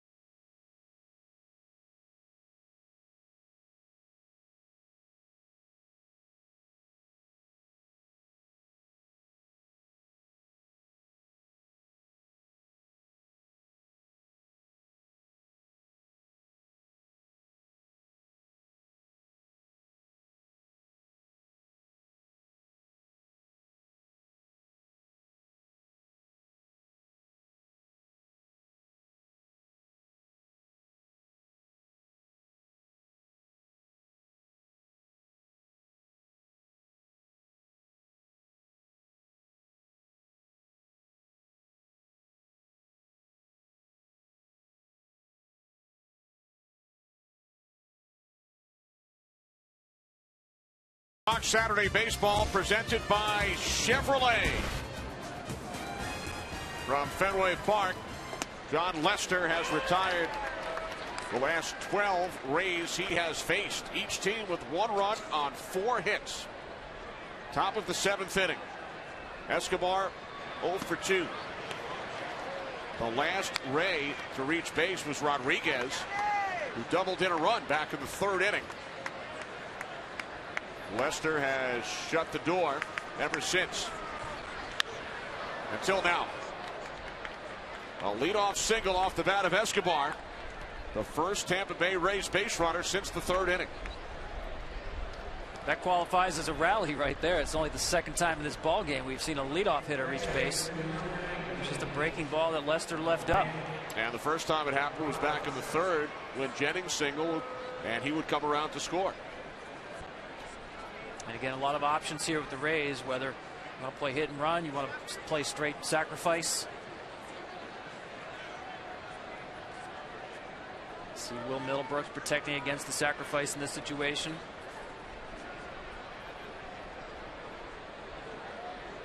Ryan Roberts 1 for 2, singled back in the 2nd inning.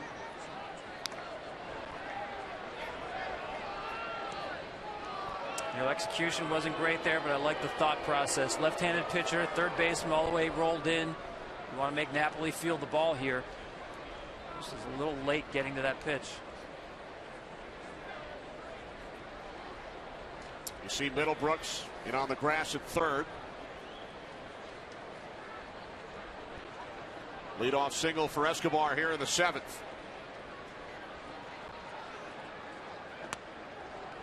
Lester missing inside. 1-1. Lester with wins in each of his first 2 starts over CC Sabathia and the Yankees and R.A. Dickey and the Blue Jays.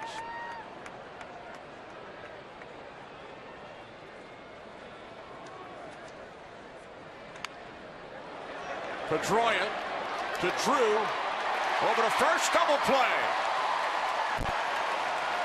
The Red Sox turn the 4-6-3. Well, they took the bunt off, and Lester got Roberts to roll over on a curveball. Taylor made double play. Nice turn.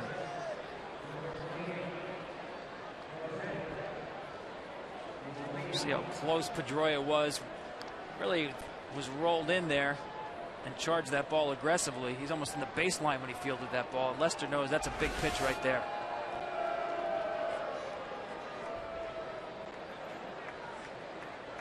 So now the base is empty. 2 away. Here's Jose Molina. Single back in the second inning. He's 1 for 2. On the ground to the third baseman, Middlebrooks. 7th inning stretch time. Here in Boston, tied at 1.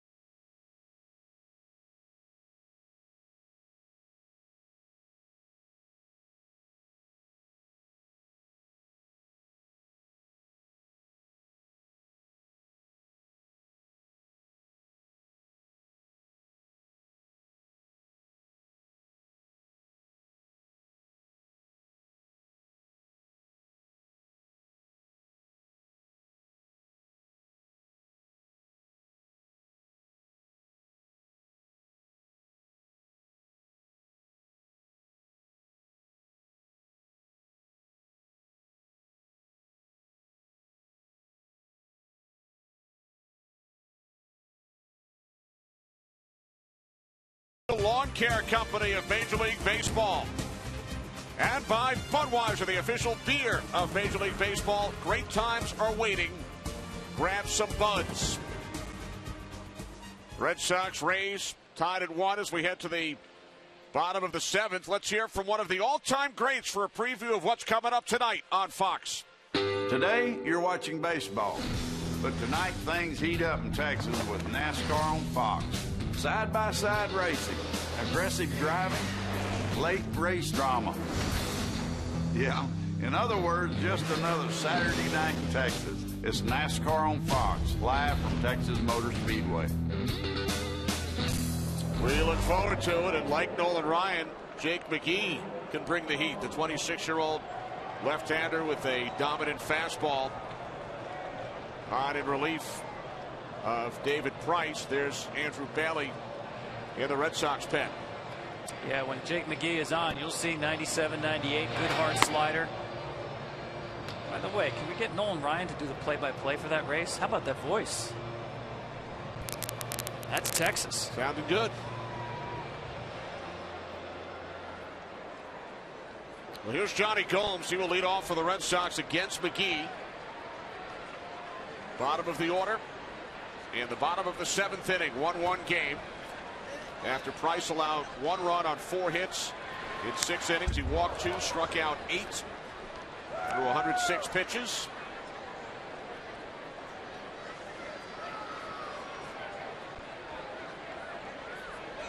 Price will not be involved in the decision, but obviously pitched much better than his first 2 starts. Yeah, that bottom number stands out to me. The 106, Boston did a good job of running up the pitch count. He pitched well, but I think Boston is very happy to get him out of the game after 6.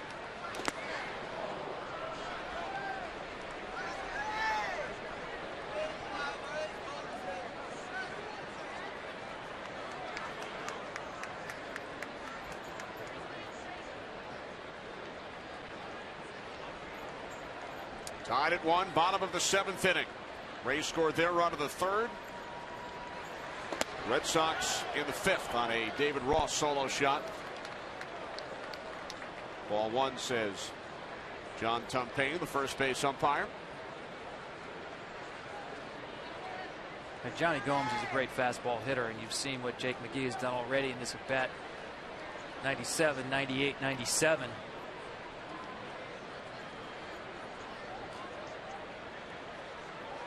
Now the 1-2 from McGee, and Gomes is down on strikes. That's impressive. Yeah, it's tough to even pick up his fastball, besides the velocity of it, which is off the charts. He really hides the ball well. It's kind of a short arm delivery. The ball gets on you in a hurry. That speaks to the difficulty when you can make a great fastball hitter swing and miss the way he did Johnny Gomes. So with 1 away, here's Stephen Drew, 0 for 2 against Price. Caught looking his last time up.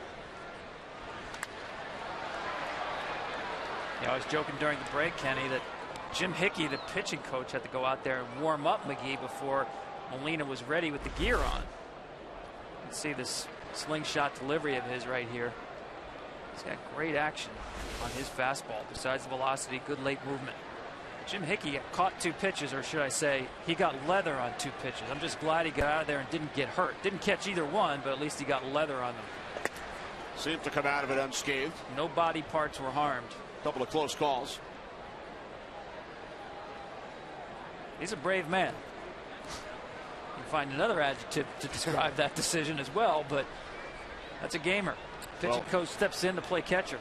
Because Jose Molina was the last batter in the top half of the inning, so needed some time to get the equipment back on.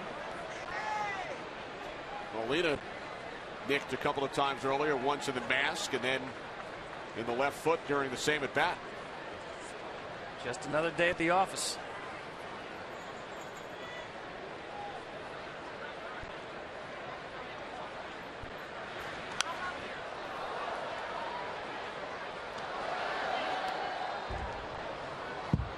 Nothing in 2 on Drew. There's David Ross, who took David Price deep back in the 5th inning, tying this game at 1.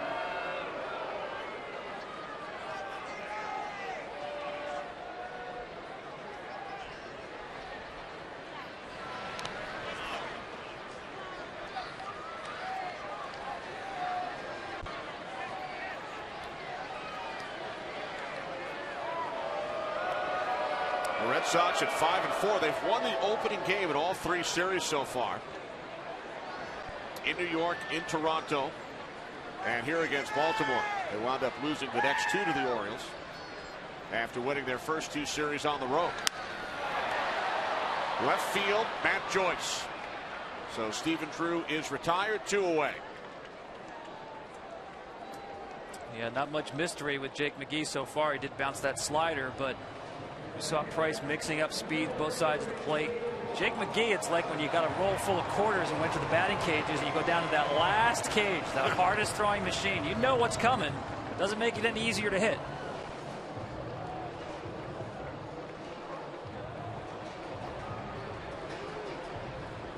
See Joel Peralta up in the bullpen.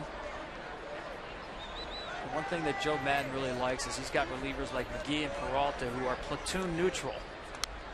In other words, you don't really have to play matchup.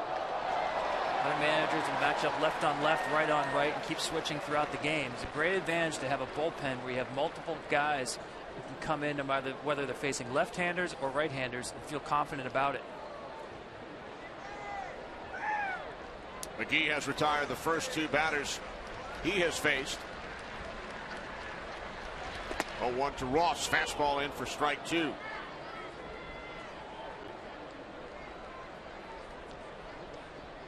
Ross with his first of the year. Back in the bottom of the 5th inning.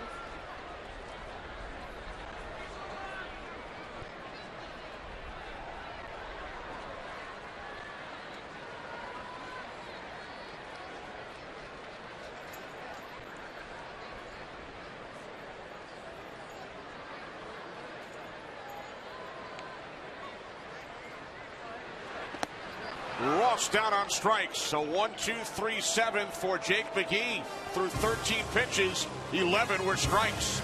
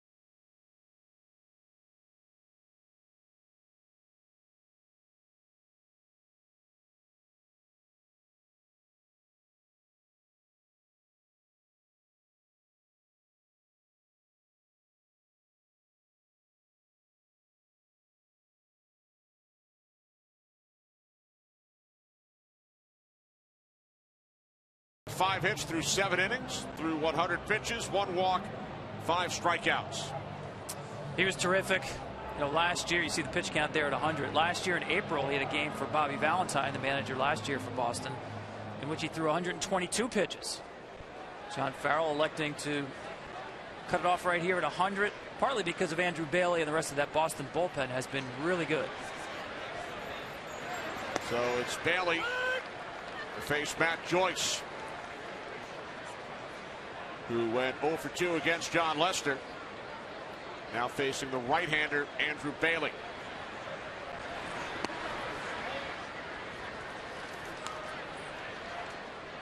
See the cutter right there from Bailey. Fastball, curveball, cutter.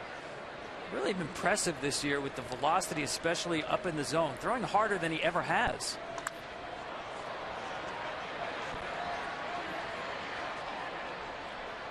Joyce retired as he flies out to Victorino and right. 1 away. Time now for the Just for Men Auto Stop foolproof stat.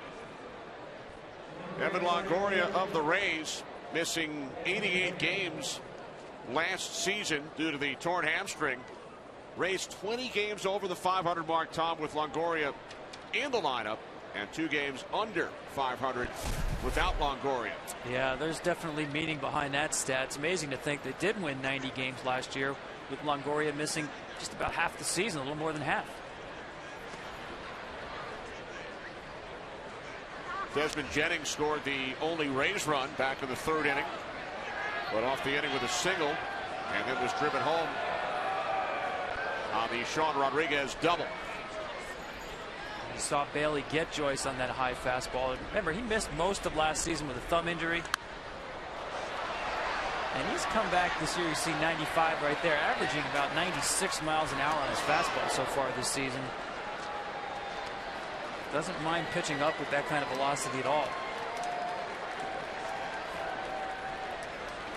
2009 American League Rookie of the Year, a 2-time All-Star. Out of Wagner College on Staten Island.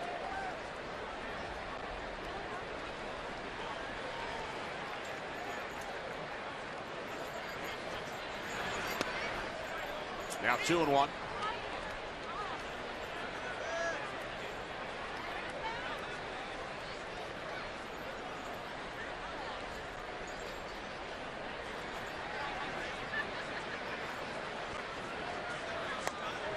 Two and two.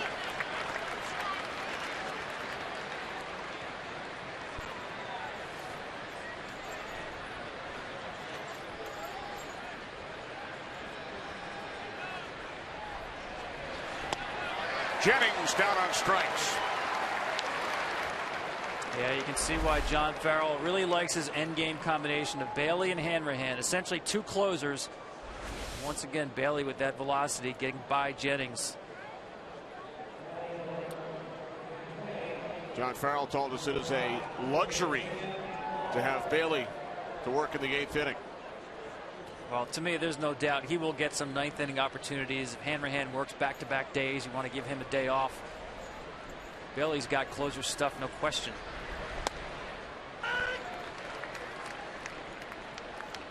There's Hanrahan. Sam Fuld pinch hitting for Rodriguez. A New Hampshire native, grew up here in New England. Fuld's mom served as a New Hampshire state senator, but has decided not to seek re-election. And his father, the dean of the College of Liberal Arts at the University of New Hampshire.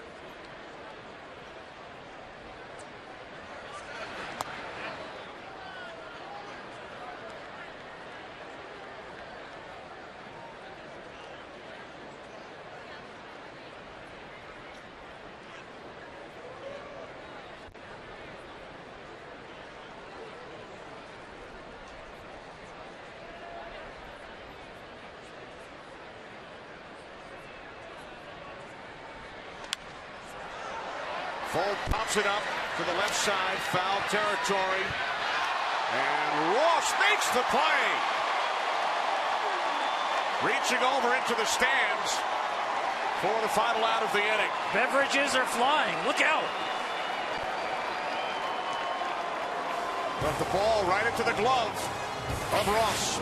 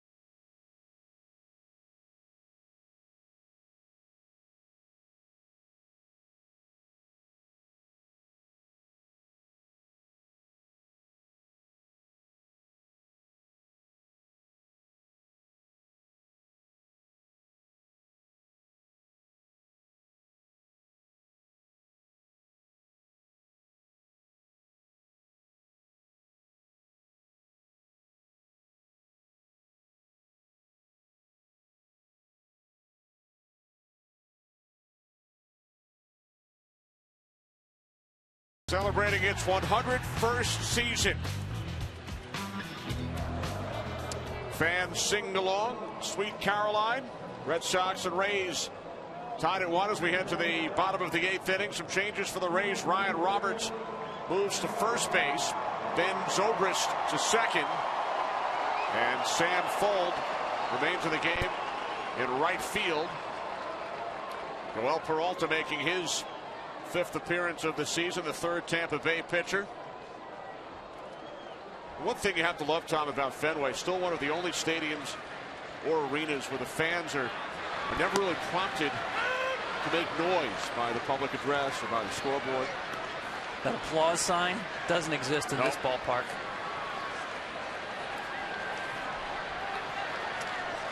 Sellout streak ended this week. Red Sox have sold out a record 820 consecutive games, including postseason.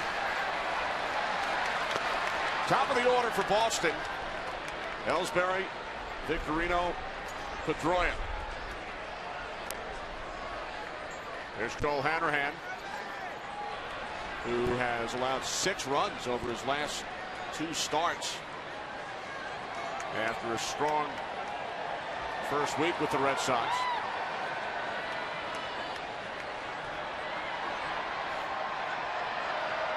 Ellsbury 0 for 3 today.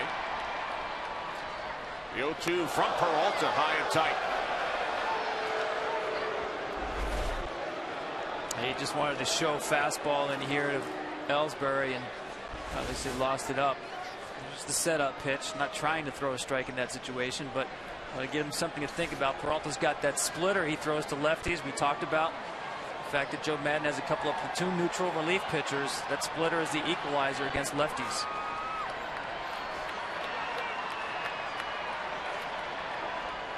Ellsbury awaiting the 1-2 pitch. Deep right field. Fold on the run, on the warning track, and then coming over is Jennings, the center fielder, to make the catch. And that was, in fact, the pitch. A classic sequence. Show fastball in to set up the split, and Ellsbury hit it almost as far as you can hit it and be out in this ballpark. In that area known as the triangle. Long way for Jennings to run. Pretty casual about catching that. He had it all the way. Never in doubt in Jennings' mind. Peralta celebrates. So with 1 out, here's Victorino.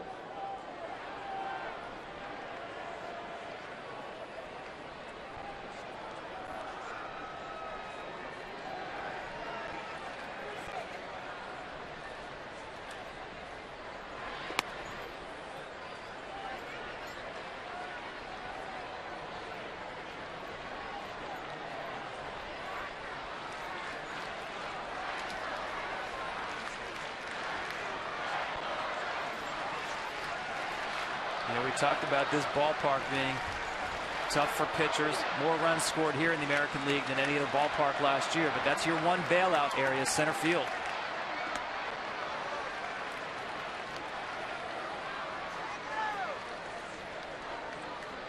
.420 feet.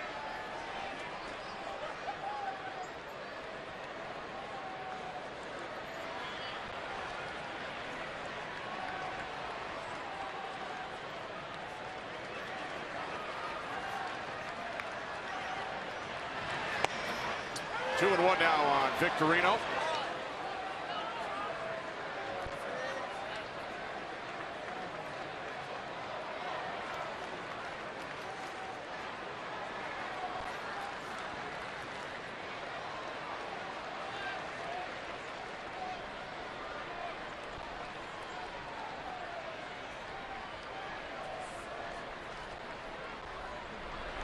Two one from Peralta, fouled back. So the last 2 outs, Tom, in this game. This one about 4:10. And this one? David Ross in the first row behind home plate.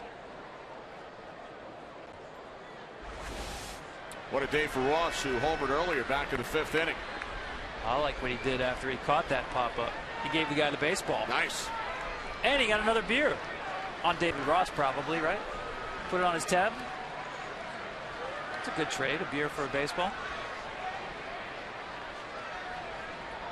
And some TV time as well. Victorino down on strikes. Second out of the inning. Today's game is presented by Chevrolet. Find new roads. And sponsored by Taco Bell. Sometimes you gotta live Moss.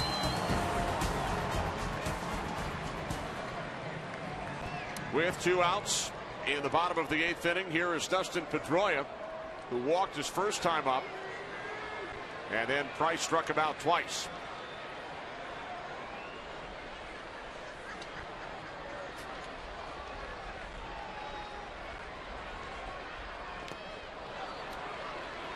Pedroia went around, strike 1. There's John Lackey in the Red Sox dugout on the disabled list. Although the Red Sox received some good news, because when the injury first took place, it sounded like it was a lot worse. Well, it certainly looked worse than it did. There's some worry maybe he tore something in that bicep. Visually, that was certainly a bad sight. First time back on the mound after Tommy John surgery in the rehab. On the ground to the right side. This is Roberts with Peralta covering. And Peralta retires the Red Sox in order in the 8th. Longoria, Zobrist, and Duncan 2 up.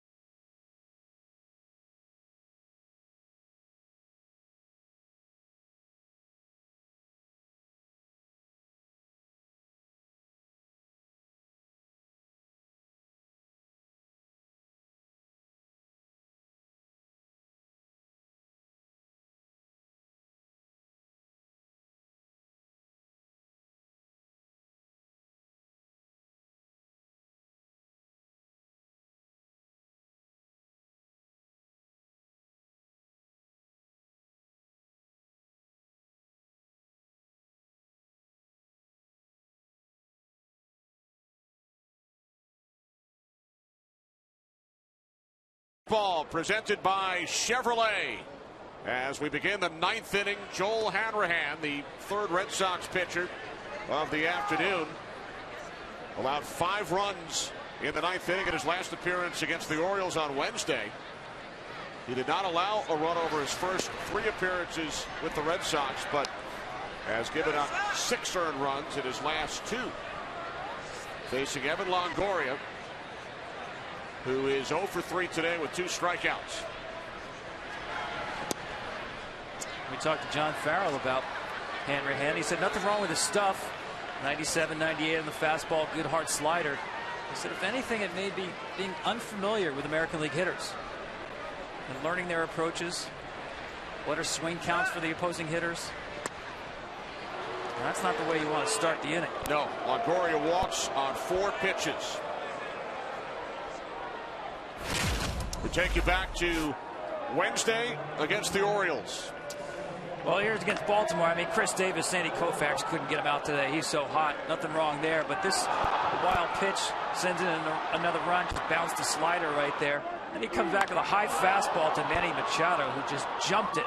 That was the pitch right after the slider was outside of the zone. Looked like he was sitting on fastball, got it, and hammered it. 3-run shot off the bat of Machado. Middlebrooks sit on the grass at third with Ben Zobrist at the plate, and that is the 5th straight ball thrown by Hanrahan. You mentioned Chris Davis. How about both Davis and John Buck with 19 runs batted in, as Juan Nieves, Red Sox pitching coach, heads to the mound as well. Yeah, I mean, just crazy starts for those two hitters. It's been interesting to see some of these breakout sluggers.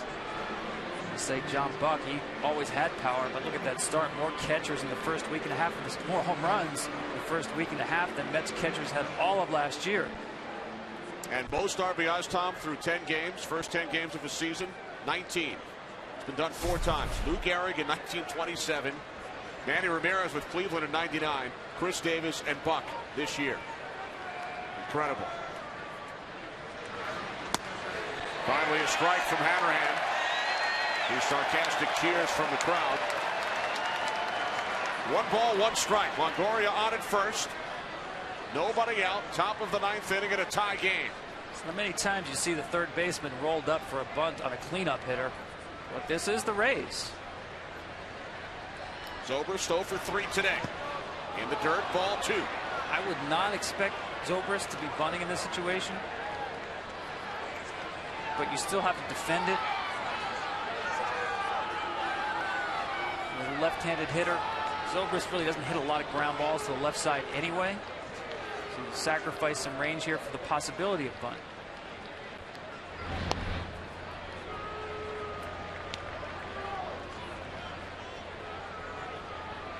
See Hanrahan keeping a check on the runner there just in case a hit and run is in play here. Again, it's very different if you're playing the Baltimore Orioles. You play them straight up. Tampa, you're on defensive.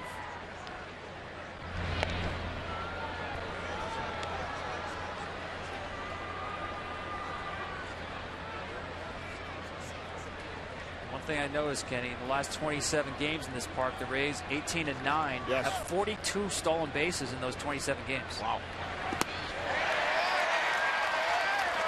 2-2 on Zobrist. James Loney, a Red Sox for 30 games last season, has come out into the on-deck circle to bat for Shelley Duncan.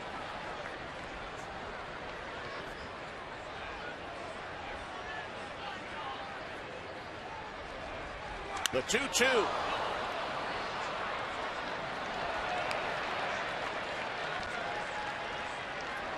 Joel Hanrahan, 76 saves over the last 2 seasons for the Pittsburgh Pirates.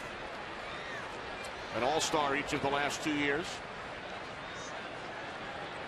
But running into trouble once again today. A leadoff walk to Longoria. See the Red Sox with those signs controlling the running game, all the step-offs and throw-overs called from the dugout.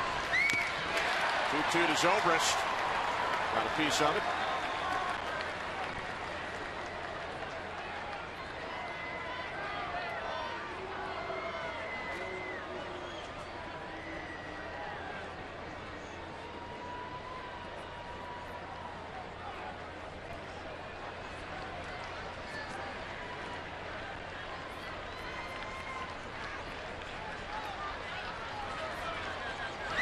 Again, the 2-2, and Hanrahan misses inside. The count is full. That's a tough decision for Joe Madden here, whether to start Longoria or not. Do you have a strikeout pitcher on the mound? Zobrist handles the bat well.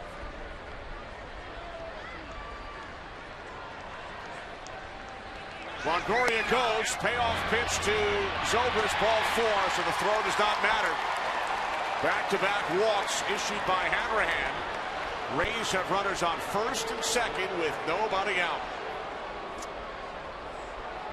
And that will change the situation now for James Loney.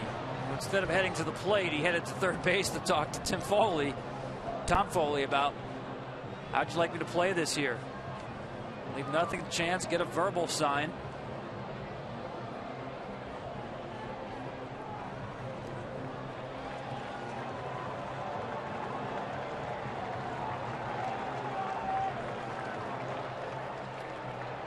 John Farrell heading out to the mound.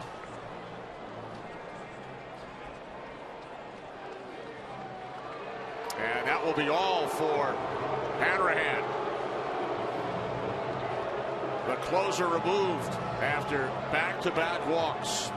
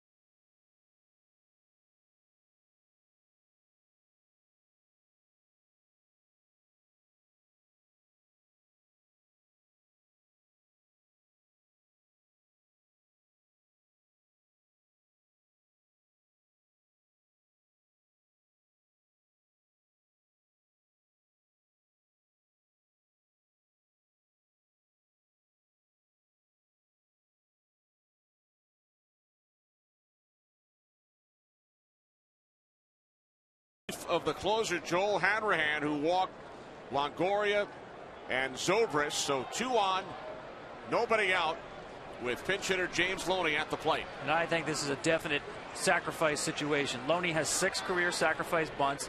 Going to make Middlebrooks field this ball.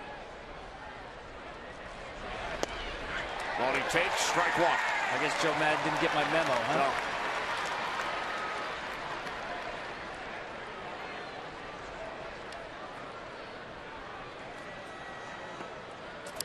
Kyle Farnsworth, Fernando Rodney up in the Rays pen. Loney, 5 hits in 23 at-bats for the Rays this season. 1-1. Like Peralta, Uehara has that split to neutralize left-handers. Not a lot of velocity. Loney's parents, both basketball players. Did some great charity work when he played for the Dodgers. Strike 2, 1-2. Yeah, there's that split. That's a swing and miss pitch. This is not an easy matchup for Loney. A situation where obviously Uehara wants the strikeout. See if he goes back to the split or sets him up with a fastball. Got him. Called strike 3.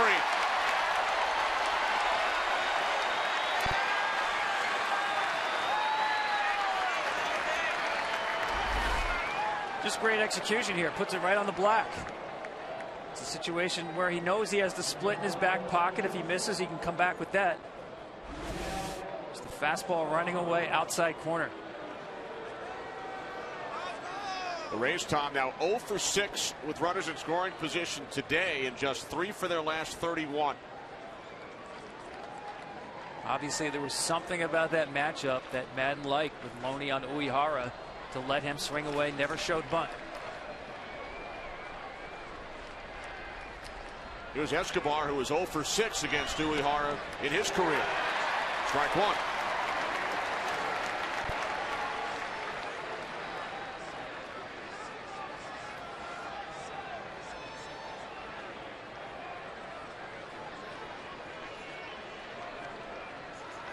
2 on, 1 out. Top of the 9th inning. Sent into shallow right. Victorino has it for out number 2. So Uehara comes in and settles things down, at least so far, for the Red Sox after Hanrahan issued the back-to-back walks to start the inning. And nobody rooting harder for him than that man right there. Uehara to clean up the mess that Hanrahan left him. With 2 away, here's Ryan Roberts. 1 for 3, grounded into a double play his last time up.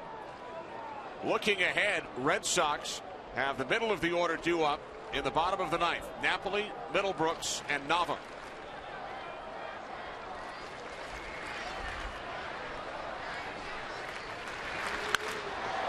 Roberts sends this one down the left field line, foul.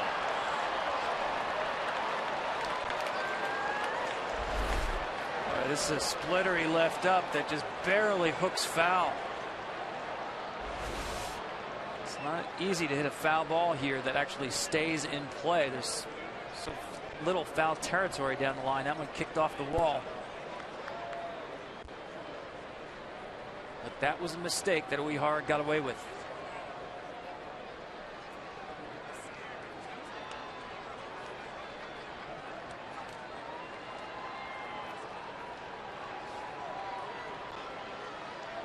Uehara, the former Oriole and Ranger, his first season with the Red Sox.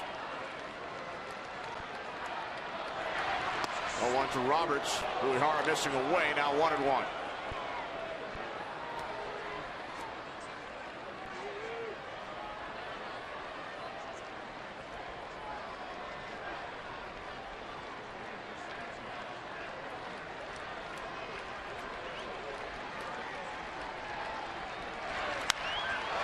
Roberts pops it up. Pedroia under it.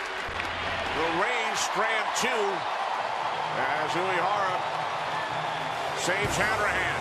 We head to the bottom of the 9th, tied at 1.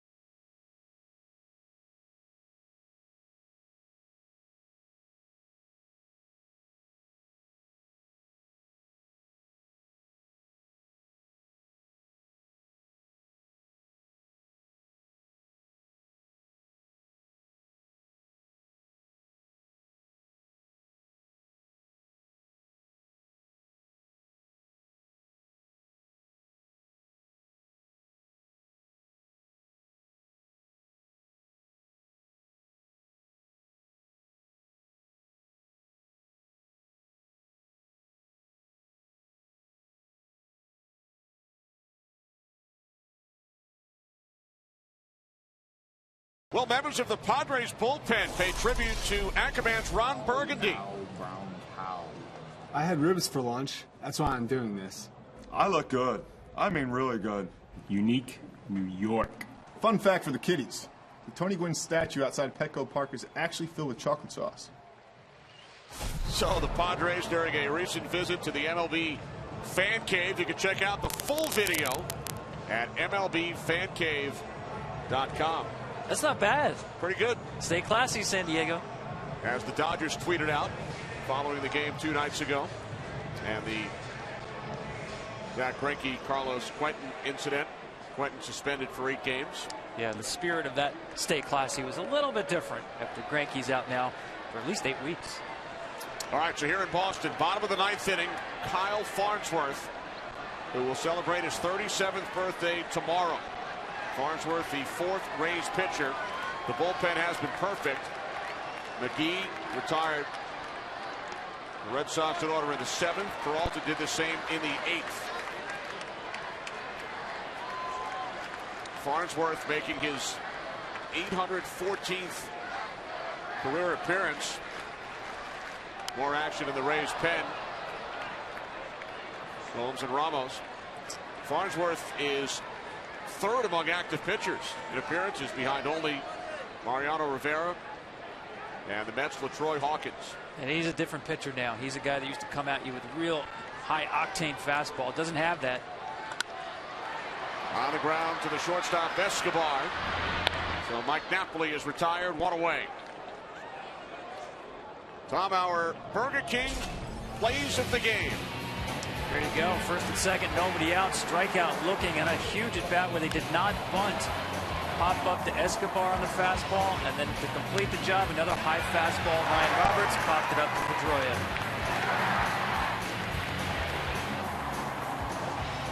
He should be pumped up.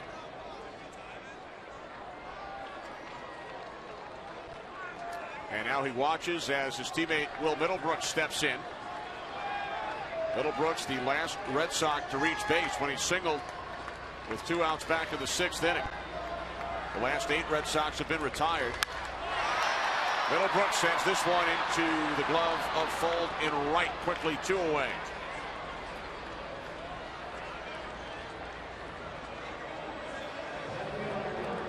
Talking about Farnsworth, you saw that 92-mile-an-hour fastball right there. He's down a couple of ticks from where he was. More of a slider curveball guy, and Joe Maddon's not messing around. He wants to turn around Daniel Nava. Much better power hitter from the left side of the plate. He wants to see him on the right side. Joe keeping warm. Still has those gloves on.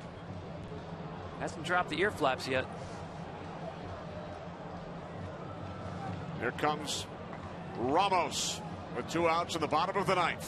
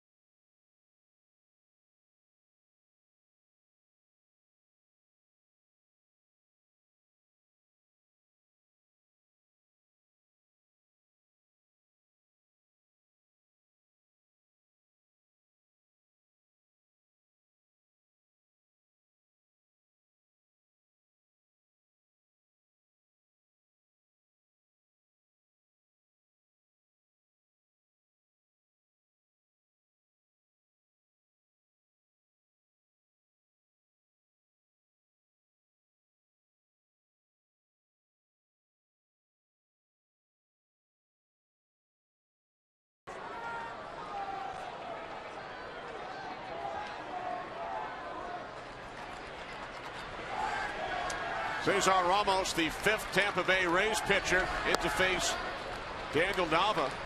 They turned Nava around. to hit from the right side. He's 2 for 2 as a right-handed hitter this season. But just 205 for his career. 2 outs, bottom of the 9th inning. Right field, Fold coming on, and it bounces in front of him, so a 2-out base hit for Daniel Nava. And Fold did not get a good jump on this ball. Also playing really fairly deep to the opposite field. You see this ball's off the end of the bat. So a big swing off the end of the bat. Contact fooled Fold, and he has to pull up. And he broke back a little bit into the side, expecting that ball to carry a little better than it did. Joe Madden will make yet another pitching change with a runner on first and 2 outs here in the bottom of the 9th inning.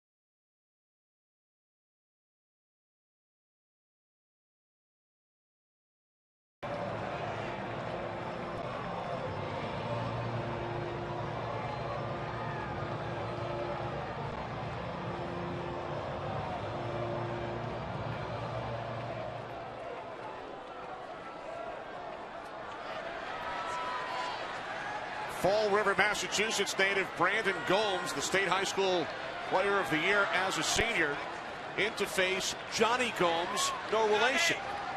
With a runner on first, 2 outs, bottom of the 9th inning. It's actually the 3rd plate appearance for Johnny Gomes against Brandon Gomes, but no official at bats, right, Tom? A hit by pitch and a walk.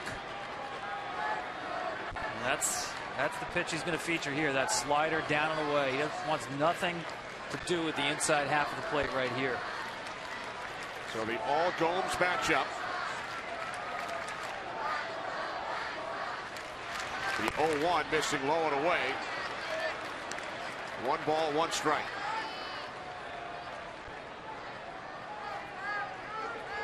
Third pitcher of the inning used by Joe Madden, 6th in the game. The starter David Price went 6, allowed a David Ross home run at the bottom of the 5th inning. And that has been it.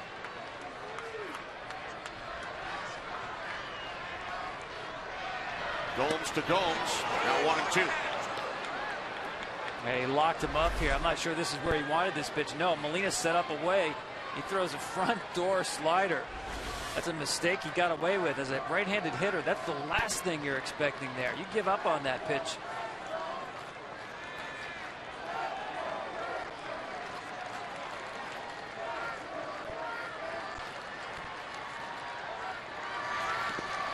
Gets away from Molina.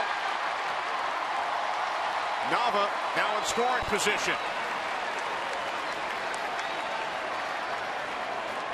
Yeah, he went to the splitter right here. This is a tough pitch to block.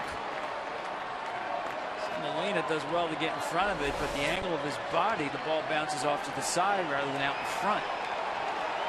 Nava to second on the wild pitch.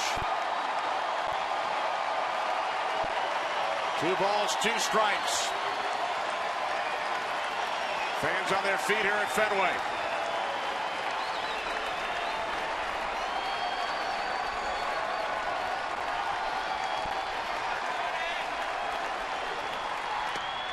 Full count.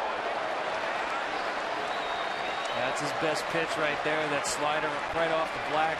Good job by Johnny Gomes not to bite on this one. Good discipline.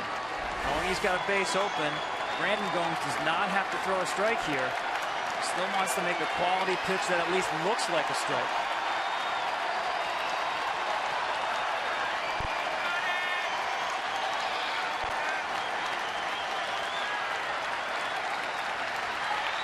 Payoff pitch outside, ball 4. So Johnny Gomes wins the battle as Brandon Gomes issues a 2-out walk, and the Red Sox now have runners on first and second with 2 outs. Bottom of the 9th in a tie game with Stephen Drew at the plate. Yeah, it was really interesting to see how that wild pitch changed that at bat, because Brandon Gomes definitely went into a mode where he told you, I know first base is open. I'm not going to get beat inside the strike zone by Johnny Gomes. Give Johnny Gomes credit, show the discipline to pass the baton to Stephen Drew.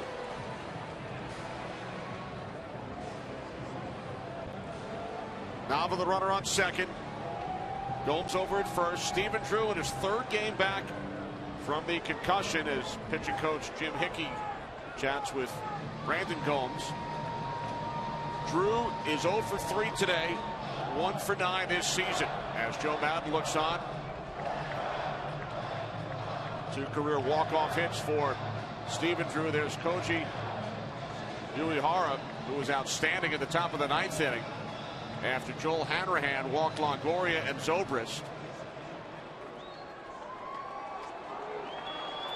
Joe Madden has done everything that he can to keep this a tie game, but he's finally at the point where his last option is he does not have the platoon advantage with the game on the line. Advantage Boston.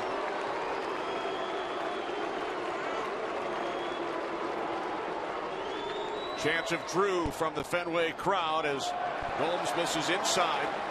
Ball 1. 33,039 in attendance. The 3rd straight non-sellout after the 820 consecutive game sellout streak.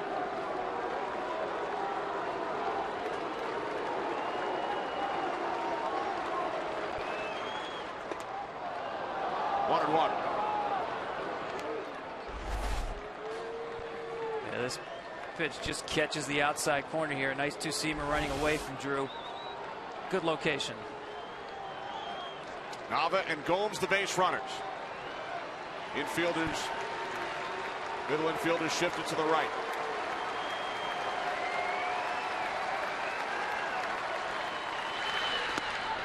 Fastball missing inside from Gomes. Now 2-1. And again, there's a lot of holes in that infield when you look at the way the right side of the infield is positioned. Ryan Roberts well off the line, very close to Ben Zobrist, certainly guarding that hole between first and second and allowing the middle and the line to Stephen Drew.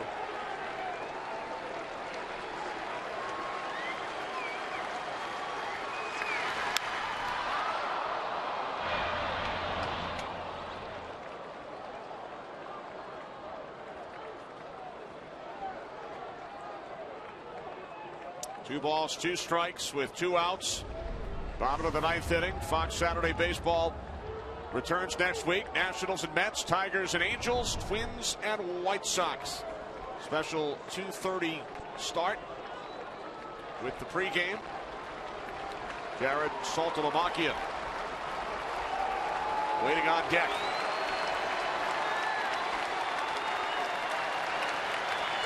A 2-2 to Drew. Center field. Jennings has it.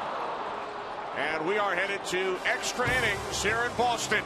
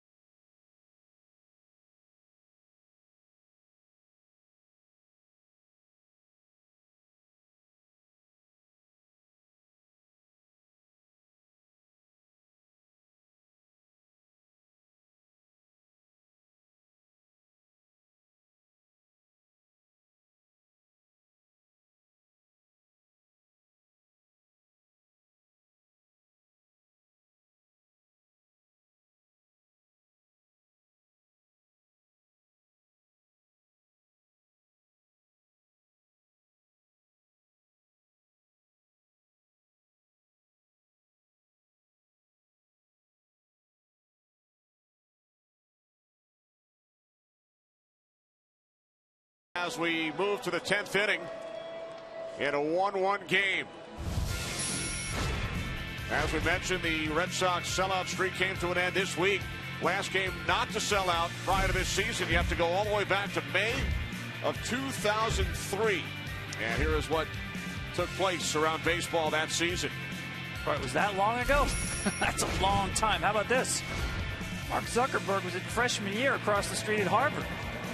Think he attended any Red Sox games that year? Oh, yeah. That's part of being a college student in this town. You got to come to Fenway. Extra innings for the fans here in Boston today. Here's where some of the Rays stars were when that Red Sox game did not sell out on May 14th, 2003. They might not have been here. Doubt it. That is a remarkable streak when you think about, say, someone like Dustin Pedroia, until this week, had never played a home game in less than a sellout crowd. Wow. Junichi Tozawa, the 5th Red Sox pitcher. He will face Jose Molina leading things off in the top of the 10th. And that sellout streak, if you include the postseason, broke the record in professional sports, which had been set by the Portland Trail Blazers from 1977 through 1995. Molina 1 for 3 today. Rays scored their run all the way back in the 3rd inning when Sean Rodriguez doubled in Desmond Jennings. And then a David Ross solo shot off David Price in the bottom of the 5th. Tied the game for the Red Sox. Molina into the right field corner, and he is on his way to second. And Molina is in. A leadoff double for Jose Molina here in the top of the 10th inning. Well, it wasn't pretty how he got to second base. No. And it was a bit bold as well, because I thought rounding first base he was content to stay there. This was not by any means an automatic double, especially for someone who runs like, look at him rounding first base. I figured he was shutting it down right there. First extra base hit of the season for Molina. And he will be pulled for the pinch runner, Kelly Johnson.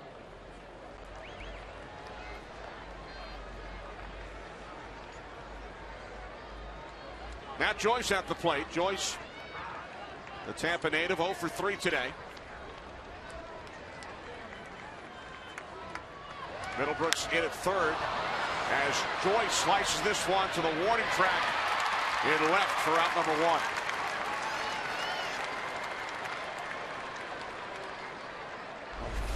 Once again, Joe Madden not going to the bunt. He likes the matchup with Joyce hitting against a right-handed pitcher. The issue there, obviously, even though he hit the ball well, did not advance the runner. He's got to get this ball somehow to the right side of the field, especially if you're going to swing at the first pitch. The Rays now 0 for 9 with runners in scoring position today, 3 for their last 34. Runner on second, 1 out. Here's Desmond Jennings, who scored the Rays' only run way back in the 3rd inning.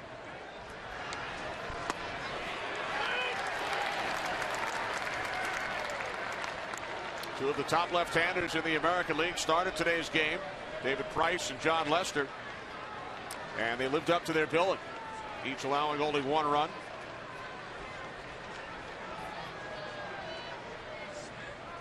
Both teams stranded 2 base runners in the 9th as Jennings fouls it off, 0-2.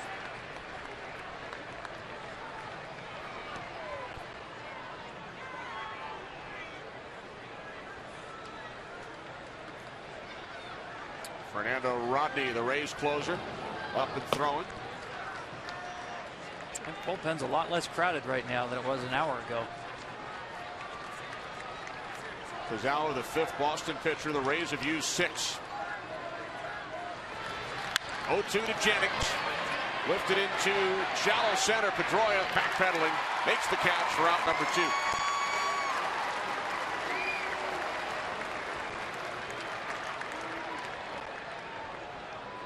So now Sam Fuld will bat for the 2nd time. Fouled out to the catcher Ross, who made a tremendous play.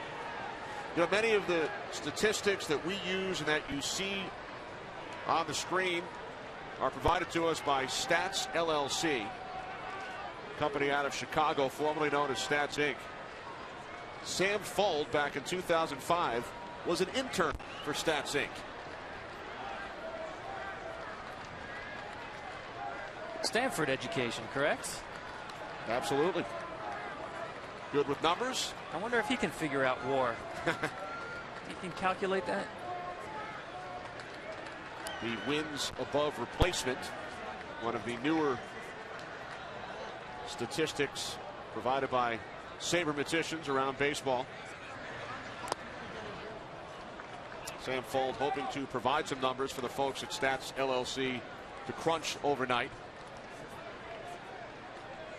Well, there was an old line about no one was better at baseball math and calculating numbers quickly than Pete Rose. By the time he reached first base with a hit, he could tell you what his updated batting average was. Without a calculator. Absolutely.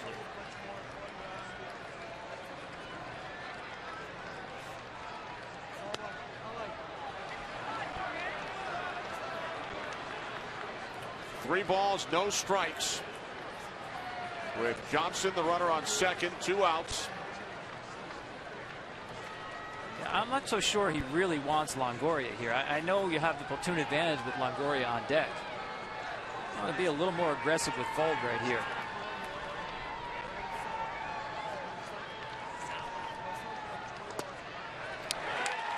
And I've always been of the mindset that in run-scoring situations, your RBI guys, the guys who are paid to drive in runs, are not the kind of guys you want to face. You want to put the table setters in position to get hits, especially with 2 outs with runners on base.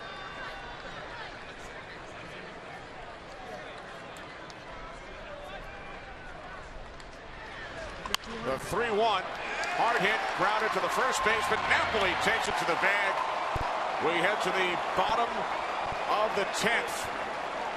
Rays now 0 for 11 with runners in scoring position. David Ross solo shot off Price in the 5th. Due to lead off for the Red Sox when we return.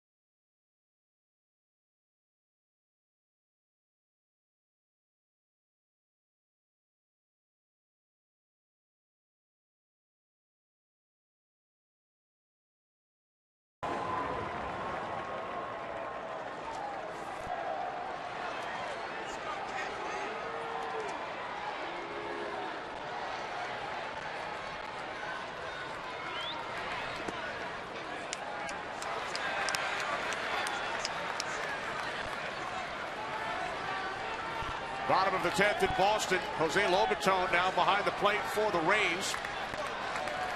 Brandon Gomes pitching to a pinch hitter, Jared Saltalabacchio. for the Red Sox. Saltalamacchia this season, 6 hits in 24 at-bats. 24 of his 25 home runs last season came against right-handed pitching.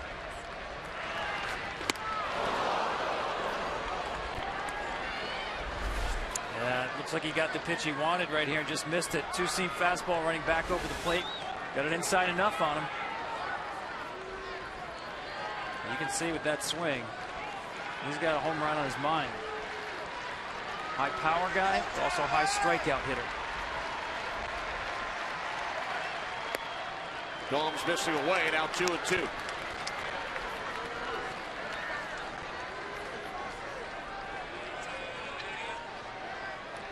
Tied at 1, bottom of the 10th inning in Boston.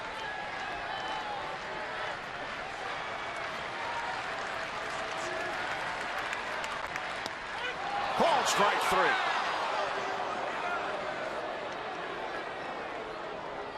Nice pitch right here. Gets him on the backdoor slider here. That's a ball all the way into the last foot or so.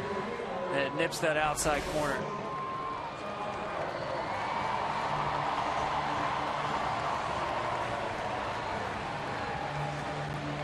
So with 1 away, here is Jacoby Ellsbury. 0 for 4 today. 0 for 2 lifetime against Gomes. Rays pitchers, Tom, have struck out 12 in the game so far. 8 by the starter David Price as Ellsbury falls behind 0-1. Yeah, and he, like Saltalamacchia, looked like he was getting unhinged on that swing. I think in this case, with his speed, he's got to think smaller. Just find a way to get on base. You're a threat at first base. That can become a double quickly. Good gap hitter. If he's on second base, you've got the winning run in scoring position.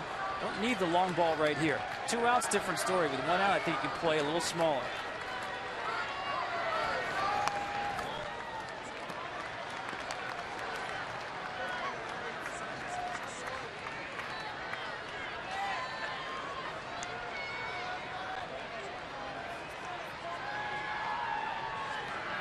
You see the defense there shading him up the middle at shortstop is Escobar. Big hole on the left side again. Not too many ground balls the other way. Ellsbury with a base hit up the middle. So 1 out base runner for the Red Sox. Ellsbury with his first hit today in 5 at-bats. And that looked like a much quicker, shorter stroke than that first pitch. He gave himself 1 opportunity to go long, and this time you see him stay short and up the middle. This is where speed is going to put a pressure on defense and especially the pitcher. Divide his attention.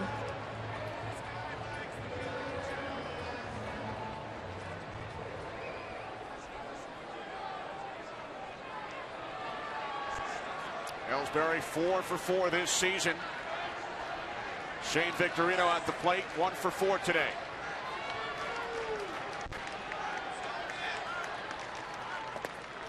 Victorino takes a called strike.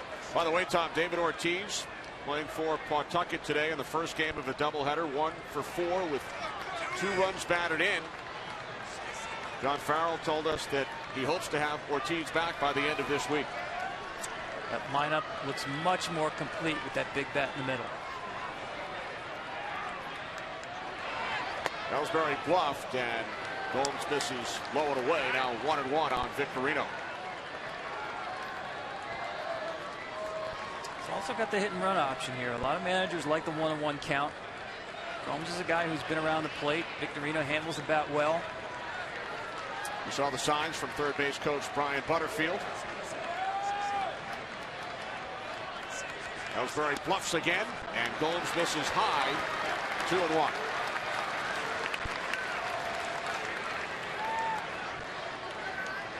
Dustin Pedroia on deck. 1-1 game. Bottom of the 10th inning at Fenway.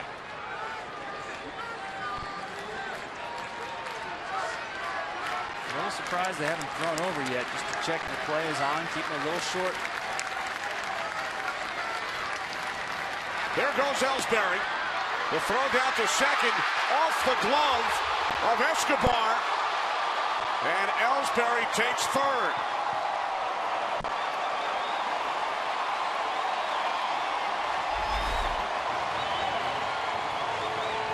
Remember, the backup catcher, Lobaton, in the game here. The first throw he has to make after pinch running. Rays did for Molina last inning. Just no chance for Escobar to keep that in the infield.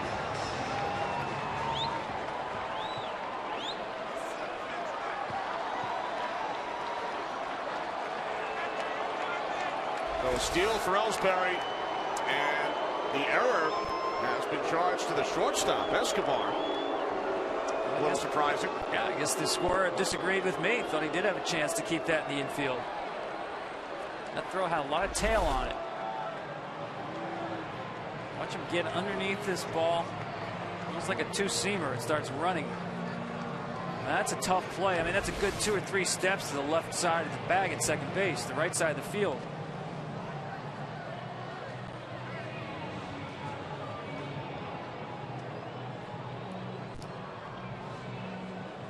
Well, Joe Maddon's got something up his sleeve right here. You have to stop and explain to the umpire what you're going to do here. I mean, obviously, it's a situation here that's extraordinary. He's got Matt Joyce coming in from left field.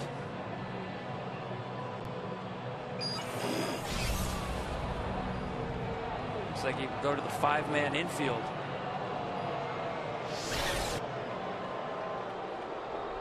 So Joyce, the left fielder, heading towards third.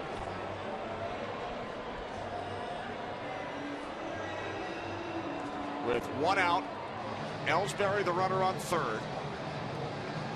2-2 count on Victorino, Pedroia on deck. So the Rays do go to the 5-man infield. Longoria at the normal shortstop position. The center fielder Jennings moving towards left. Escobar, the shortstop, up the middle. And now they have changed the error to Lobaton, not Escobar. So Ellsbury, the potential winning run, takes his lead off third. As Gomes delivers, Victorino with a ground ball, diving stop. The throw goes to first. Ellsbury scores. The Red Sox win it in 10, 2-1.